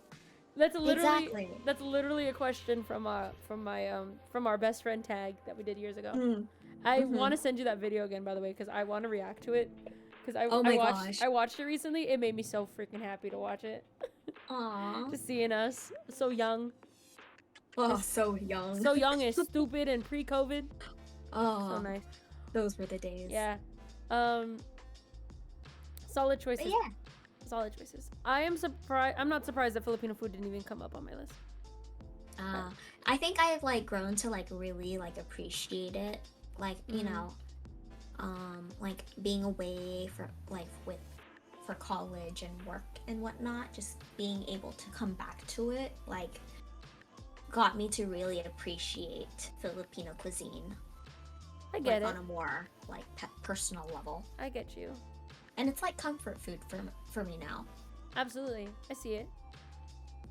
I guess for me it always makes me feel like I hit like a brick. Like a brick hit me in the gut whenever I eat it. So I just feel like every time I eat it. And then there's a lot of time, like the most recent time I got sick from a meal was I was eating Filipino food. Aw, I don't know if I told you this story, but my dad had made oh my god, what did he make? Bicol Express. Oh. And the only ulam we had with the rice was either Bicol Express or some liver dish that my auntie made. I tried to eat the liver thing. I thought it was gonna be fine. I thought I liked liver. I did not like the liver. Ah. And, yeah, I am not great with liver either. And then my body rejected it, and then I ate the Bicol Express, but then that my body also rejected it. So I was like, okay, guess I'm eating rice, and I almost like I had a bad situation with my stomach afterwards. So I had to go to my go-to, which is a rice with an egg in it. Lone Gaming VT, thank you for the follow. But yeah, there you go. Well, you know, dinuguan. I've only had it like once, only like a bite of it, so I don't have much experience with it. Do you like dinuguan? I do. Like, it's kind of an acquired taste for me. Like, I used to hate it with a burning passion when I was younger. But, like, I don't know. I feel like if it's prepared the way my mom prepares it, then it's good. Right. I wouldn't order it at, like, Filipino restaurants. Right. Just because I'm probably biased, but yeah, my mom cooks really good Filipino food. Yeah, my dad cooks really good Filipino food too. Like, I like his adobo more than anything. But I don't know what happened recently. Like, every time I ate it, it would just make my tummy hurt. I don't know what's wrong with me. Like, I feel like I can't even enjoy certain Filipino food anymore because I just like feel sick after I eat it. God forbid. I really don't know why that is. But anywho, our last really quick topic, because we are running out of time, even though our arbitrary time limit is non-existent, is dreams. Yes. So what did you have? I wanted to ask, because you thought of the dream topic, right? So what did you have in mind for the dream topic? You tell me. So, like, there are two things that I think of when I hear the word dreams. It's one, like, what you dream of at night. And then two, like, what are your dreams, like, aspirations? Yeah. So, like, when it comes to, like sleeping dreams, Kate, I wanted to ask if, like, do you find meaning in them? Or, like, are they just, like, weird things that you, like, find yourself thinking about, like, unconsciously that just appear in your dreams? Or do you try to find meaning in them and try to interpret what they mean? This is a great topic, actually, because I have a really weird relationship with dreams. First off, let me just say this. It's something that I heard a YouTuber say once, and it kind of stuck with me. And you can agree with me or not on this, but this is just an opinion I heard that was really strong, and a lot of people agreed with it. No one wants to hear about what you dreamed about last night. No one cares to hear about your dreams. like the things that you slept and you dreamt. Like, no one really cares about it, really, because obviously it's not super important. However, because we're on the topic of it, I might as well bring up my relationship with dreams, especially. And yes, I will tell people regardless. I don't care if you don't care. It's just for my personal log. I have a really hard relationship with dreams because I have very, very, very vivid dreams ever since I was a kid. And that was a really big struggle for me because I would have really vivid nightmares. And so I would wake up with, like, kind of like night terrors, if you will. I don't know if that's the right word. I might be misusing the term, but I would just wake up panicked, screaming, or I'd be screaming in my dream, and I could feel it, that my body wants to scream, but I can't physically scream. You know what I mean? It's a lot of that. It's very scary stuff. To where that's why my sleeping schedule is so bad, is because I just really didn't want to ever. When I was a kid, I just didn't want to sleep because I was afraid to dream.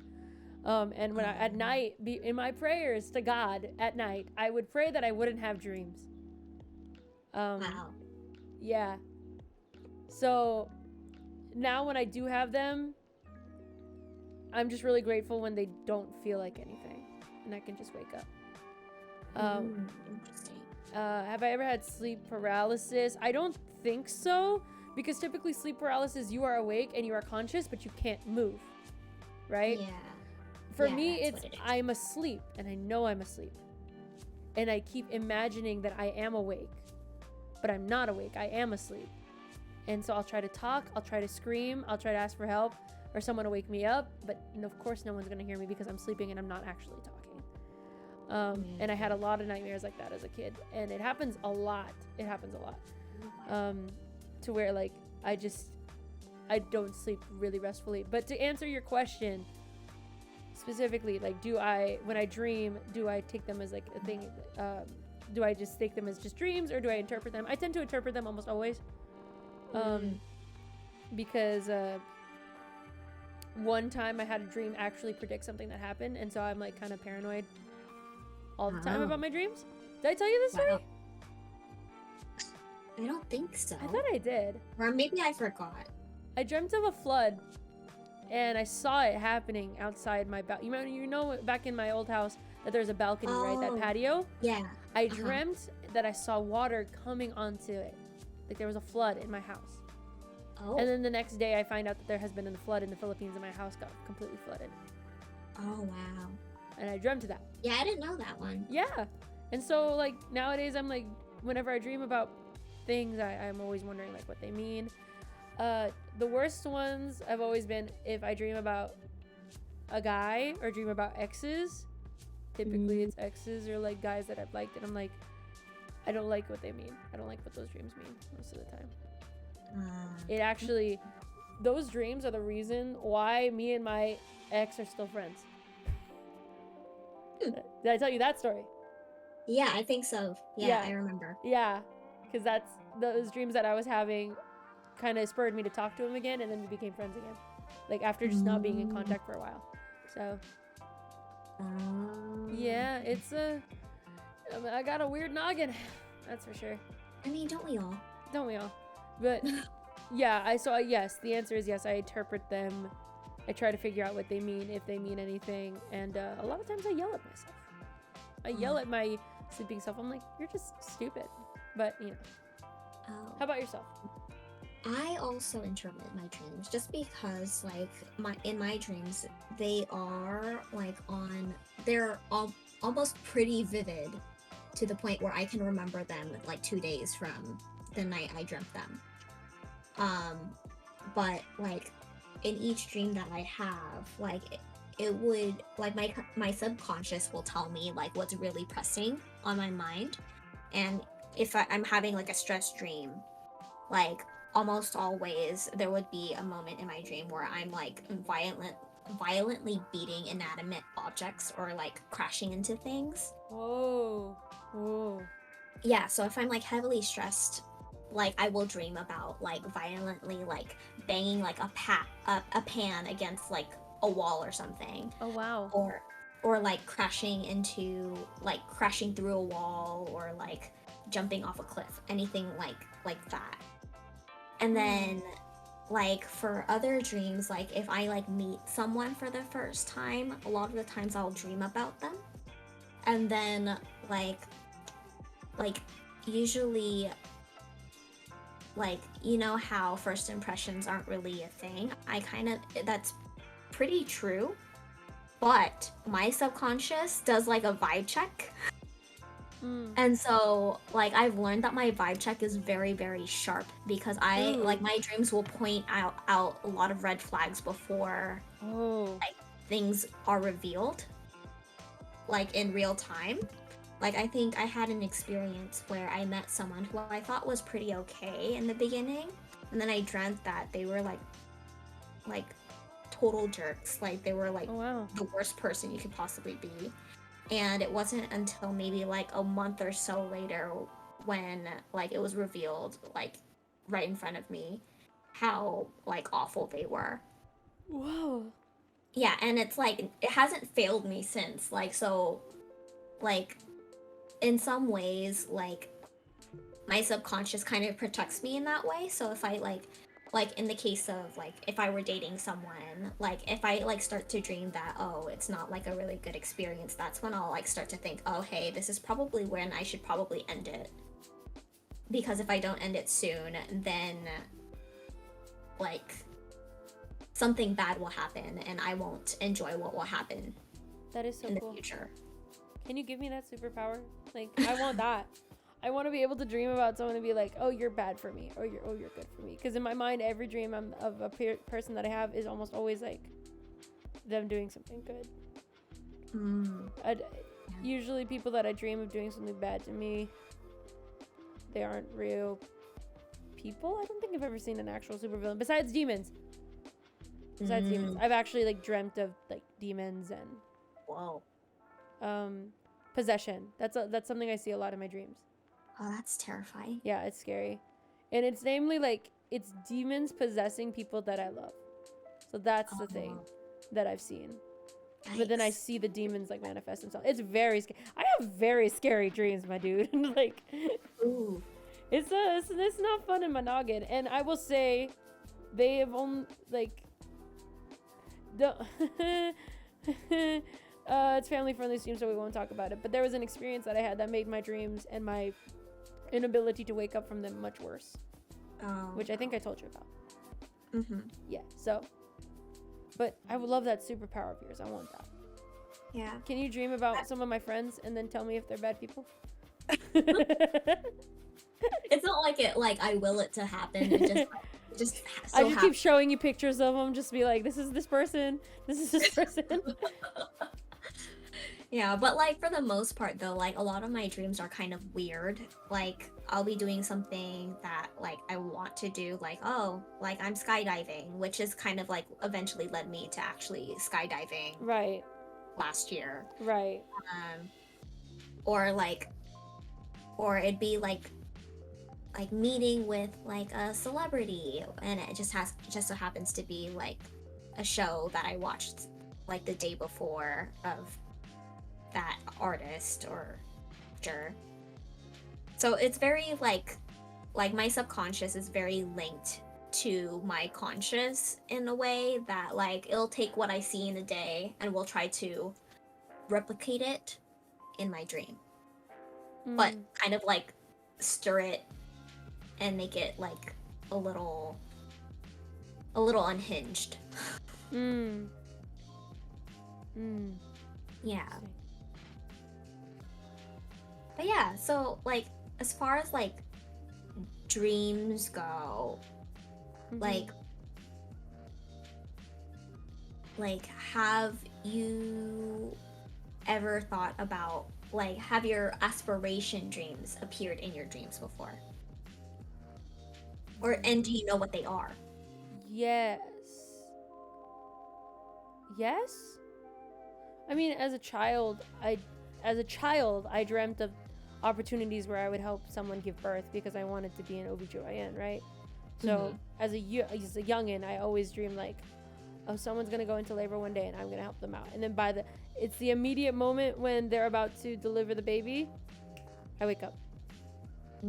Every time. I never get to see it happen. Is that symbolic? Because I didn't become an OB/GYN. It's like I'm so close, and then I wake up. You guys, I'm in therapy. Yeah, that's so interesting because the reason I asked is because I, like, for the longest time have never dreamt of my aspirations. And it made me think about, like, it made me kind of reevaluate, like, what my aspirations really were. Because, like, you know, like, you always get asked when you were younger, oh, what do you want to be when you grow up? And then, like, yeah, I would say, like, answer A or an answer B. And, like, it kind of changes as you grow up. But I think, like, starting, like, sophomore year of high school, I didn't have any of those dreams anymore. Just because I think I came to the realization that people were trying to make dreams for me, but my mind already knew that, oh, they're not mine, and I need to figure that out on my own.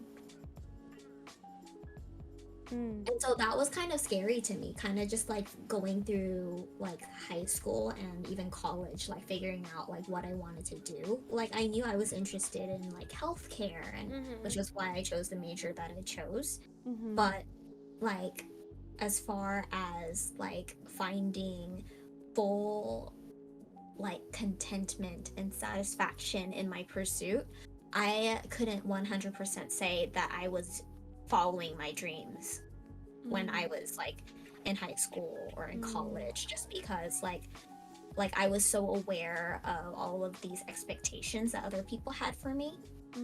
Because they would say, oh, like teachers would say, oh, you're so smart, I expect you to be a great like neurosurgeon sometime in the future, or like, oh, like no, you're so like accomplished, you're so well spoken, you should be like a teacher, blah blah blah blah blah. Like there were just so many different opinions trying to impose onto me like what they think I should pursue just based on what they think of me. And I felt that I didn't really have like the avenue or the opportunity to kind of like think about what I wanted for myself. And it wasn't until recently when I started to like have those dreams again where like I knew what I wanted to pursue in it. And like what was surprising to me, it wasn't like a specific career or anything. It was just like, you know, I would grow up like loving myself and having made really good connections with the people I'm close with, and going on adventures and like that sort of thing. It's not like, oh yeah, I plan to achieve this milestone at this age and like buy this property at this age and attain a certain wealth at this age. It's not linear like that. It's more like, this is like my state of being that I kind of want to go towards. And that in itself was a lot more revealing to me about like what my mind thought was success compared to what other people thought was success. Wow.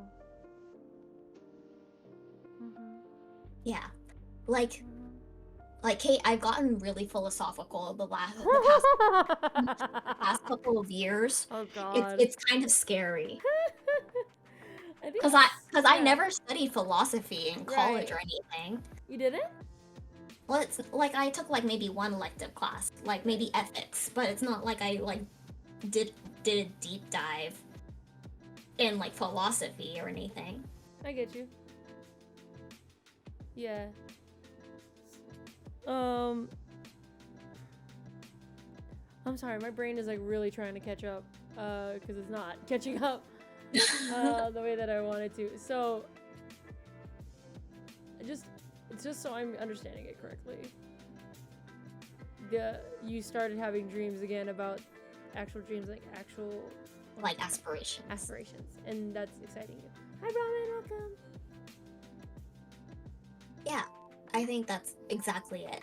Like dreams about aspirations. I think when I would like whenever this topic came up, if it did, like a lot of people would talk about their aspirations to like attain a certain like career or start a certain family and that sort of thing. And to me, it just didn't make sense because I couldn't picture it for myself. But then, yeah, it was really like revealing to me how like my definitions kind of differed. Right. Yeah. Yeah. Interesting. That is very interesting because you say you couldn't picture it for yourself.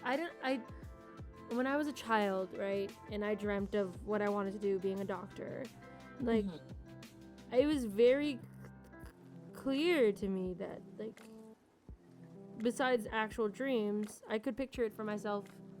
I haven't had dreams about my aspirations in a long time. A lot of my dreams are just kind of weird replays of high school or weird renditions of things that are happening now. It's very odd. So I don't know. I don't dream of my future because I can kind of, maybe it's the depression, that thing where you just don't, Where it's not letting you. yeah, you just don't foresee. It's not. I'm losing my words. It's just not. I have an image in my mind now of, like, in theory, what makes sense for me to do, what I want to do. Will it happen? I don't know. Do I want it to? Sure. it's complicated. It's very complicated. Because I know that there's a destination that I'm going for. Yeah. I know that there is something that I am reaching for and attaining for. But I'm in survival mode, I think. I think for the past, because of the pandemic, because of what the like traumatic situation of my like complete shift in my life and career, Yeah. that I am in survival mode, because everything that I thought I dreamed of was for in theory for naught, you know. It didn't turn out, but now I have a general idea of what I want to do now, and it's getting like to me, I can visualize it. I can visualize this perfect ideal thing, but will I attain it? Is it possible? Like, I don't know. Have I dreamt about it? No. Like, I've only been dreaming about things that are either have already happened or things that are in the very, very near future that I'm hoping will go well, but nothing that far. Like, I dreamt about a trip that I'm taking in a couple months. Yeah. Versus, oh, I dreamt about this career that I'm planning on going for. And I feel like that's okay, you know? Like, like to, like, even subconsciously think about, like, your future, like, that far along. Like, it's not always, like, it's not, how do I say this? It shouldn't be like a normal thing for you to think about all the time, because there are obviously a lot of more immediate things that call your attention, like your upcoming trip, or like whatever current circumstances you're going through. That's kind of what your subconscious will lead you to dream about. Right. Yeah. And so, like, as far as like your aspirations and your dreams, like, it's okay right now if like you feel that like you haven't like thought about it as like recently, just because like I already know you have a lot on your plate, so it's kind of not surprising that you do have other things to think about. And like that's like a part of life that I learned recently. Like, once you graduate, nothing's so linear anymore, and so there will be like things that will just like throw you off track. And like being in survival mode is kind of like it starts to become your normal. Yeah. It's unfortunate, but it is a true thing. Before I go, I do want to say, Name Music Official, welcome. Do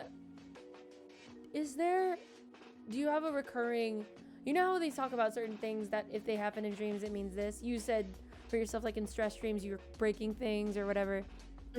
Is there any other thing that happens in your dreams that's like a sign of something that happens a lot? So like, oh, for example, like, oh, I have a lot of dreams where my teeth fall out, or I have a lot of dreams where this and that.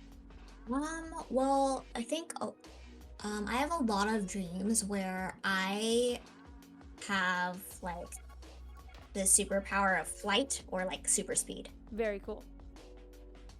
I don't know what that means, but like Let's Google a lot of the times I would like speed through things, or like speed through like spaces. Okay. Or I would glide. That's the sort of feeling that I would get in a lot of my dreams, and I don't know what it means exactly. Flying dreams are often metaphoric, relating to your own personal freedom, control, and unconscious abilities that you possess. These hidden talents are now becoming known to you. Flying gives you a glimpse of what potential the future holds for you. Interesting. That's what it says. At least when I Googled it, that's the first result. Huh. How about you? My common one, and this had happened, it happened a lot when I won't lie, my dreams have been a little bit fadey nowadays. Like, I can't remember a lot of them. But the one that would happen really like recurring is that I would be naked in public places, specifically either. Isn't that a very common one? It's a very common one. It's a very common one, but I used to have dreams about that a lot. Like I would be naked in a public place and I wouldn't care, or I would be. Sometimes I wouldn't care and I would just notice and I'd be like, ah. And then I'd be like, well, I should probably do something about this, like in theory, but then I wouldn't do anything. Or I would be actively like trying to hide. It. You know what I mean? So Yeah. I want to know what that means. Dreams.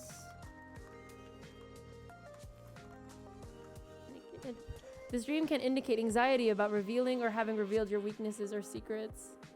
It indicates that the dreamer needs to consider whether these secrets are worth keeping or why being weak scares us. Whoa. Whoa. That's profound. That is very profound. Wow. That is nudity in public. Yeah. I've always wanted to go to a sleep doctor because of how intense or how bad my sleep is, but also more importantly, how intense my dreams were.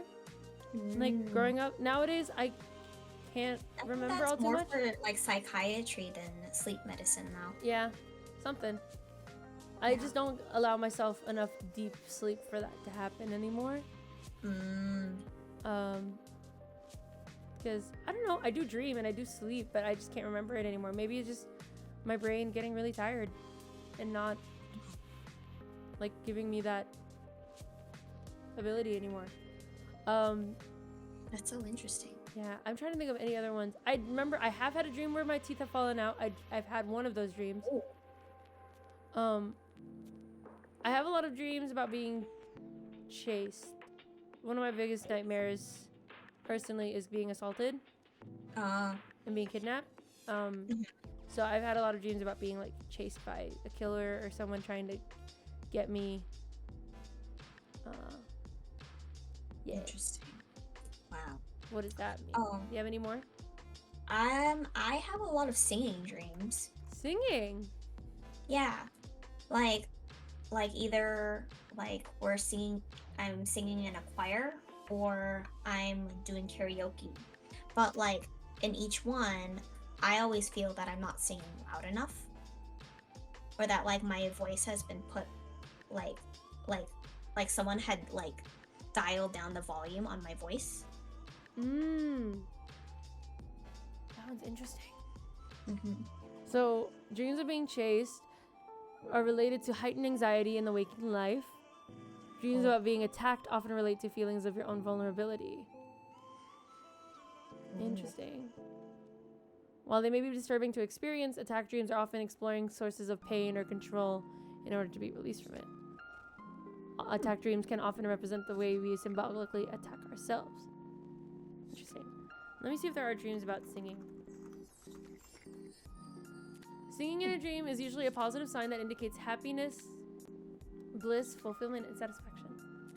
Interesting. But like if my volume's being toned down, then Oh.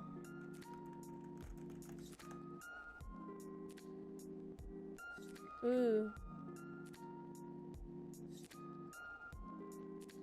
Let me see.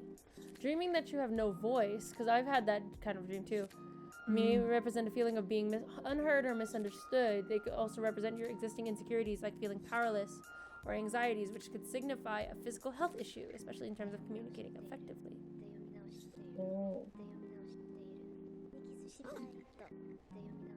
very interesting. Yeah. Oh wait, dream about singing alone. Bliss enjoyment. Singing in a group in a dream usually reflects nostalgia and reminiscing past experiences. Yeah, I believe that one.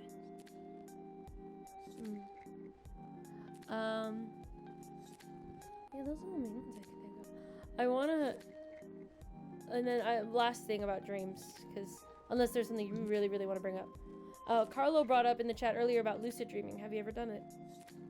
Ooh, I think I have. Yes. Okay, tell me about it. So I think when I was younger, like, I think it actually kind of like runs in the family because I've seen Kyle do it and Janelle do it when they were younger. Oh, wow. But there was one time where, in particular, when I had an aunt stay over, and like I dreamt that I was lending her my bed while I took the cot. And so I was like trying to pull her into my bed and like walk over to the cot to like fall asleep. But I didn't realize that I was actually doing it. Oh. Like physically. And like my aunt, she saw like how like my eyes were kind of glazed. Like she immediately knew that I was like sleepwalking. And so she was like, okay, I'm gonna just like guide you over here. So she let me sit on the cot for a little bit. And then once I like stopped resisting, then she like guided me back to my own bed. And then the next morning she told me about the experience. Interesting. Yeah. And then like my siblings, like my brother, like he did it once trying to get into the pantry because he wanted to look for a donut. And so like I think it was like around 9 p.m. when it happened, because I think when he was younger he would like sleep at like 8, but he woke up around 9. He walked into the kitchen and started making a lot of noise. And like because he and I shared a room when we were younger, like I saw him leave, and it wasn't until like my parents like barged into the kitchen and turned on all the lights they realized that he was actually sleepwalking. Nice. I think that's actually different from lucid dreaming. But like what was different about it was that like Kyle, well, my brother, he had gotten back into his bed, and then he, like, I don't know how to explain it. He like started talking with me, but it was just different, so I wasn't sure if he was fully awake or if he was sleeping or not. Interesting. Knives, welcome in, by the way. Thank you for the follow. But yeah, I think it is a little different from lucid dreaming. That sounds more like a really involved sleepwalking. Yeah, it's different though. Like I thought it was lucid dreaming just because like Kyle like or he would like say, "Oh yeah, I'm kind of napping right now, but I don't know what I'm doing." Interesting. Yeah. Interesting. Well, cause I've sleepwalked as a child. I sleepwalked a lot, like a lot.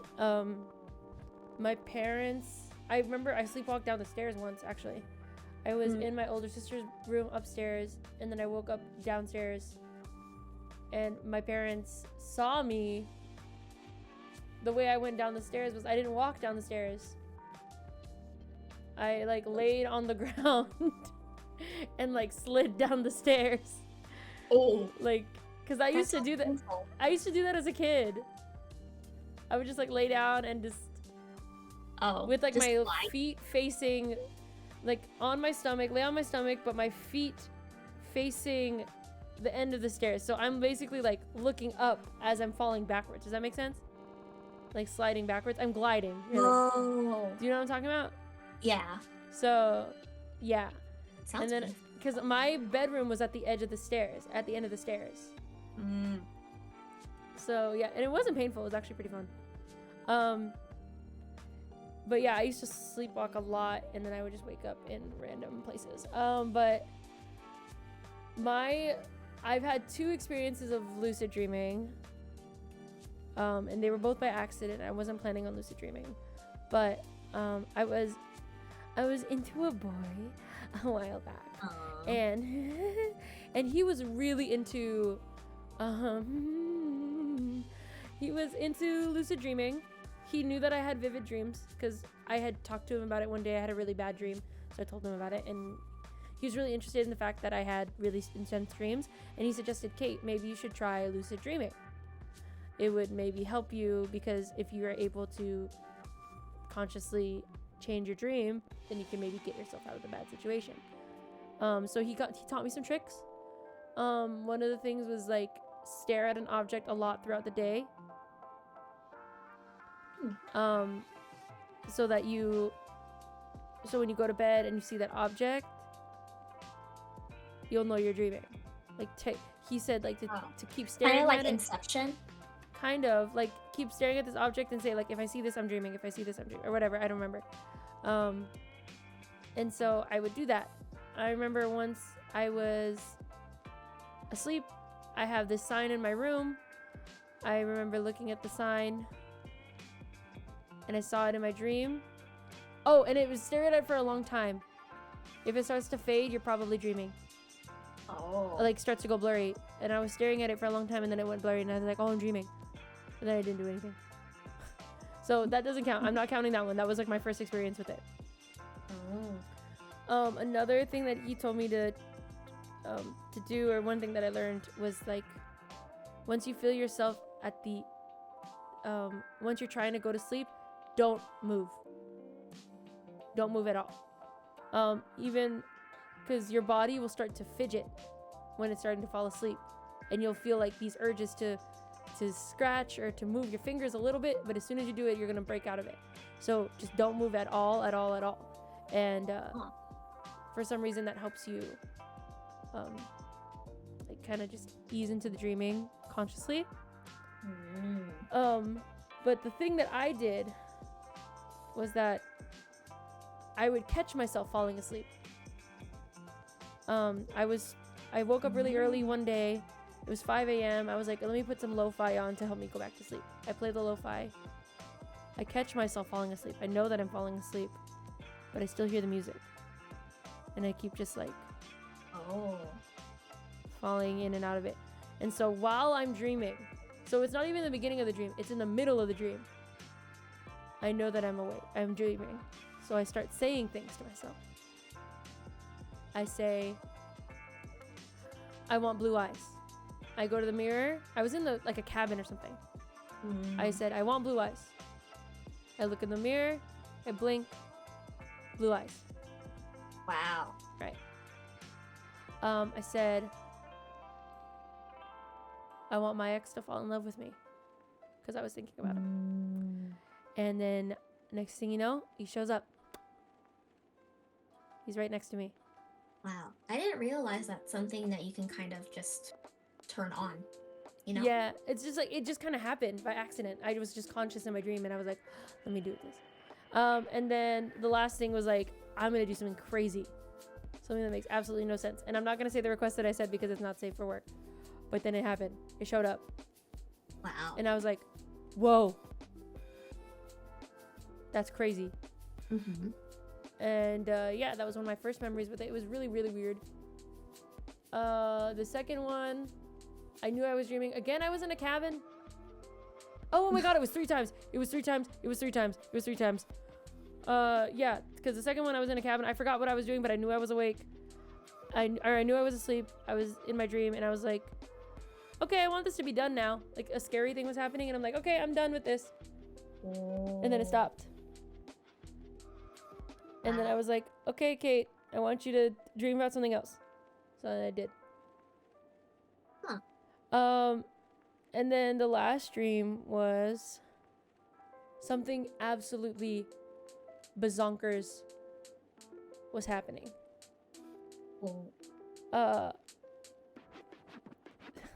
The person that I had asked about in the previous lucid dream, right?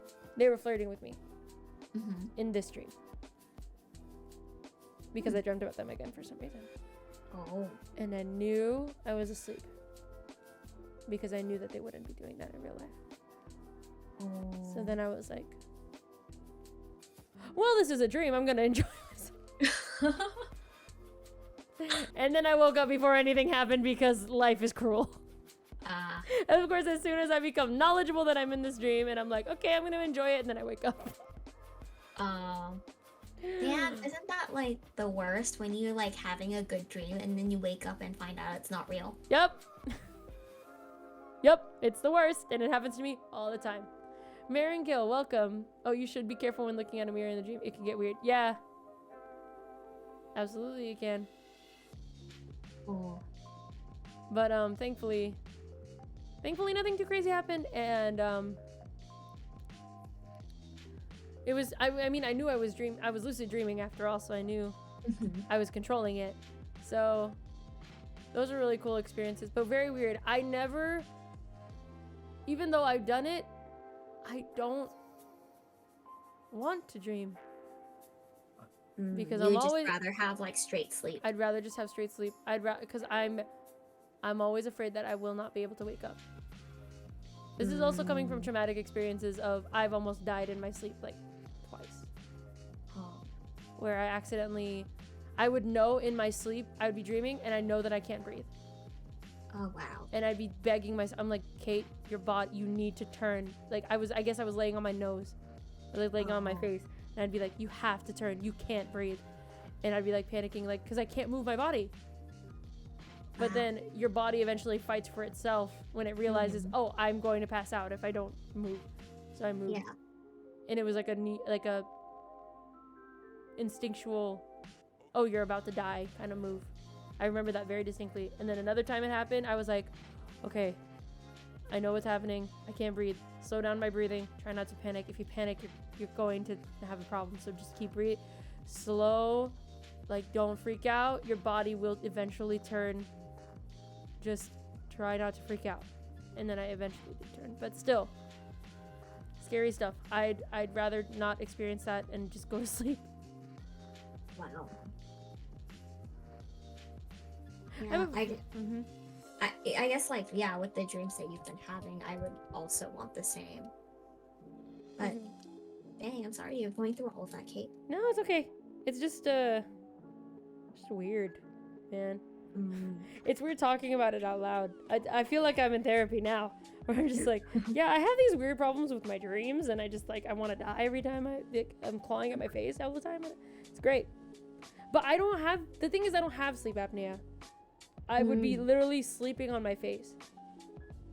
And it only happened to me twice, thank goodness. But that's why I make it a very strong point of it to sleep on my back or sleep on my side. And and if I sleep on my stomach, my head's turned. I try to make a point of it to make sure that I'm sleeping, like, usually with my back. But yeah. So, do you have any more closing statements or anything else you want to add about dreaming? I mean, I think, like, there's so much to explore about dreaming, like what they really mean, and like in what ways we can kind of control them, and maybe down the road there might even be ways to like fix like bad dreams, or like I don't know if like hypnosis might be a thing where like that might help with dreams, or if there's like other treatments that might actually help with people who have difficulty sleeping because of like bad experiences with dreams. But like now, like I feel like we're in a time where we're just like acknowledging this is what happens to people, and some of these things are common, and some of these things need attention by a professional, or some of these things are kind of just, oh, it's kind of weird, that's a you thing, or right. Yeah, it kind of just like makes me think that, oh yeah, there's still a lot for us to learn as like a society about what dreams really are, and how what they mean, and how we can learn from them and eventually control them. Yeah, absolutely. Yeah, because I had no idea that like you can like basically teach yourself to lucid dream. Yeah. I mean, it's more of a... Exactly, Maringill. Yeah, we were talking about that. How, yeah, lucid dreaming can be... It's not that you can teach yourself how to do it. It's just you give yourself opportunities to figure out that you are dreaming in a dream. Yeah. And that's what helps you control it, or be like, oh, I know I'm asleep, so let me go do something about it. Because yeah, like I said, from me at the time, it was this guy telling me like, this will help you with your dreams, so just try to figure it out, because if you know you're dreaming, you could try to figure out how to wake up. So it's definitely a cool thing to help out. And anyone who's known me for a while, or even is on my Discord, knows that I have those weird dreams, and I will immediately text people about them. I will spam about it. I found one of my old dream messages that I left. Oh. Wait, let me find it. Wait. I want to show it because I read it while we were talking, and it's literally low key prophetic. Wow.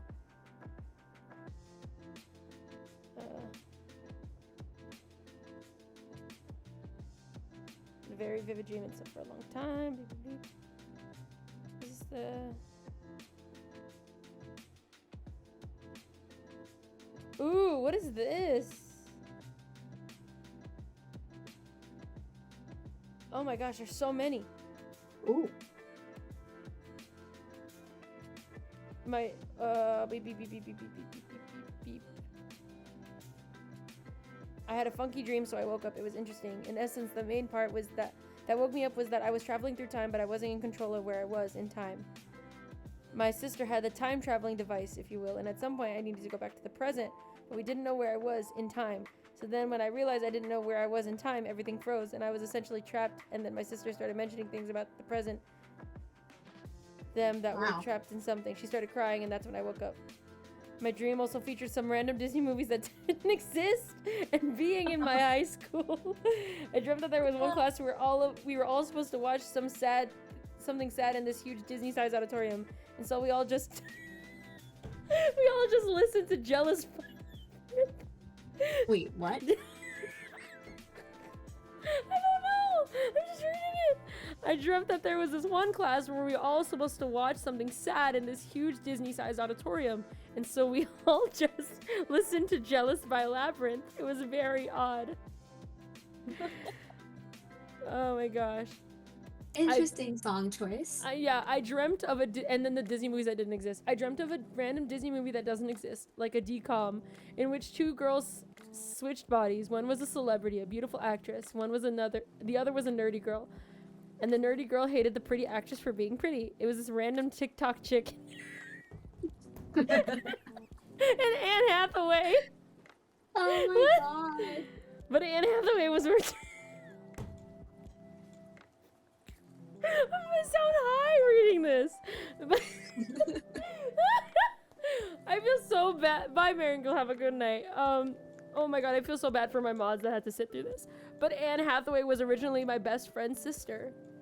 Oh my gosh. It wasn't until maybe after I started typing my dream that I realized the movie didn't exist. And the movie ends with the nerdy girl becoming a fashion designer in New York City. And I even dreamt of like her toxic ex-boyfriend getting mad outside of her store and angrily lighting a cigarette. What else was in this dream? Oh my gosh. Oh my gosh. Sorry, I have to read this whole thing. This is amazing. Morning for me going to work. Have a good one. Triple H the game. Welcome in. And I even dreamt of like her toxic ex-boyfriend. What else was in this dream? Old toxic crush of mine was in it. Yep, I dreamt of Johnny. But I was actively avoiding him in my dream. So that was badass of me. Thank you, me. Nice. I dreamt of so many things. I dreamt that I lectured to these misbehaving little girls at church. I dreamt that I was giving a message on TV about God and how he loves us, and a message to anyone out there watching that they are loved and heard always. Ooh, on TV. I dreamt that Malia's mom, my friend, started an organic frozen fruit business to help people with allergies due to eczema. What did I say? Oh my gosh. And then Malia was advertising it on a stream, and we were all gonna go support its sales. It was very interesting. And a good portion of my dream was trying to figure out a phone number in my mind for some reason.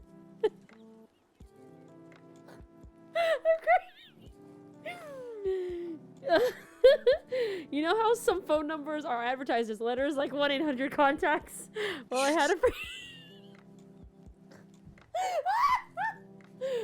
a phrase in my mind, and painstakingly, without taking my phone out, I tried to memorize the number and figure out the number that corresponded with that phrase.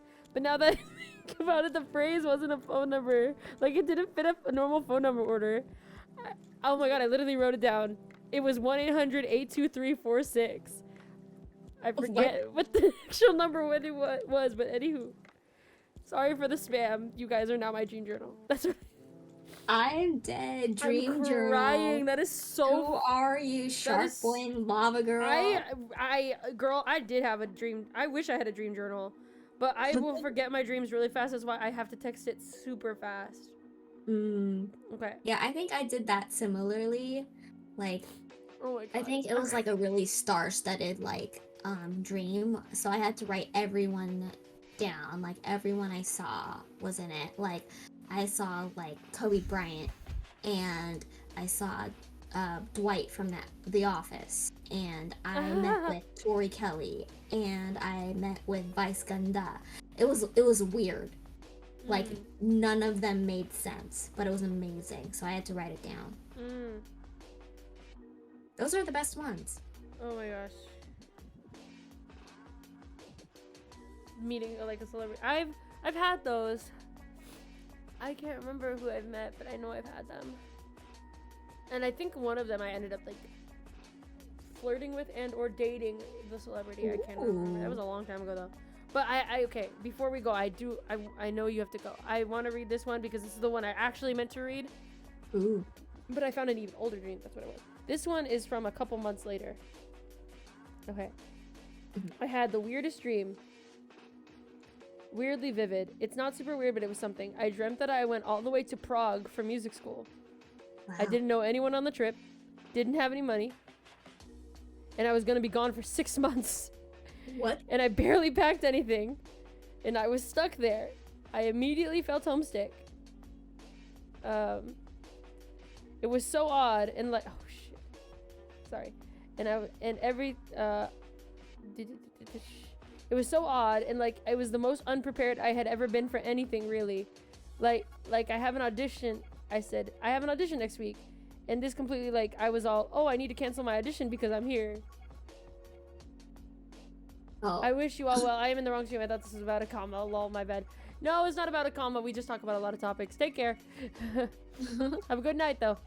I was thinking, oh my god, I'm stuck here with barely any way to reach out to my loved ones, and I don't know a single person here. Yeah, this is torture. And as soon as I woke up, I gasped and yelled, oh my god, and just grabbed onto my bed like, thank you, God. So, it's funny because this was before I got into music school.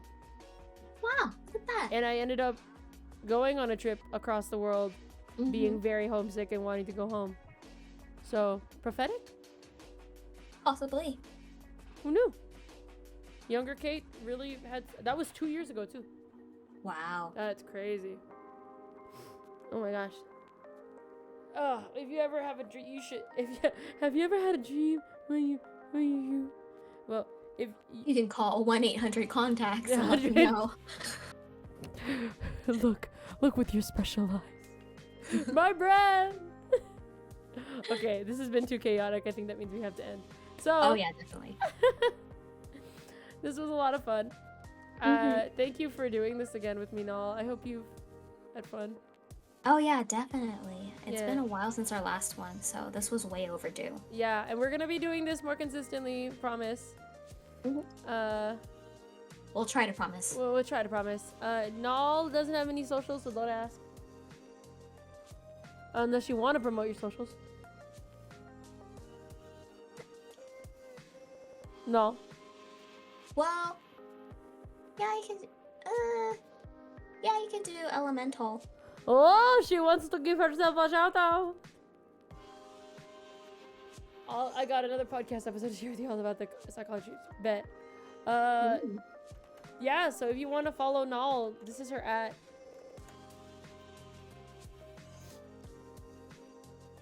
Elemental. It's my best friend and I love her very much. Very, very nice. Very nice. Happy to be here. Well, we love you.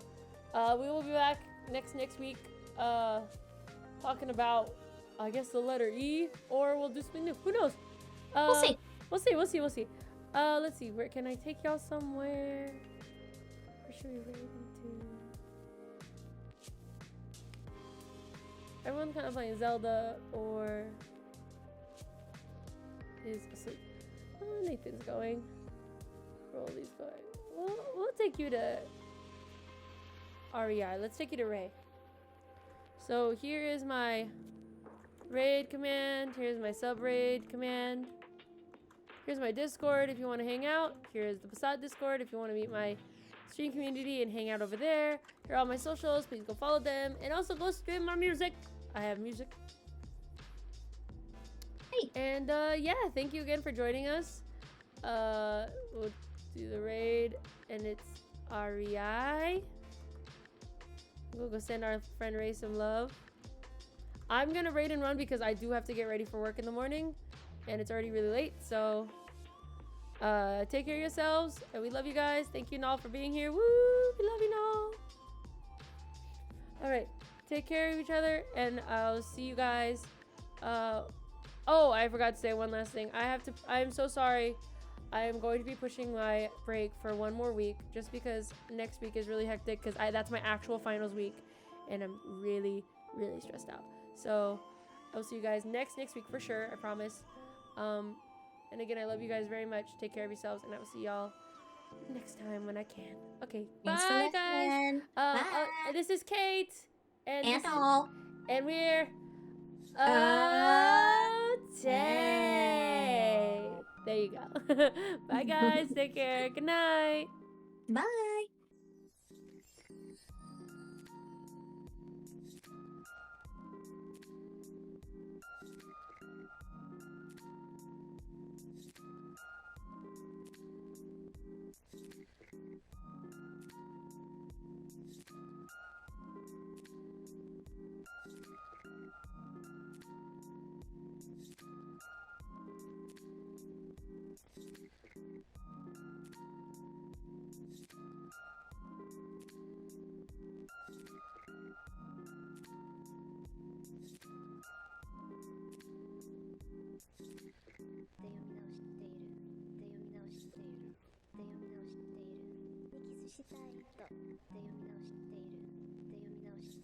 They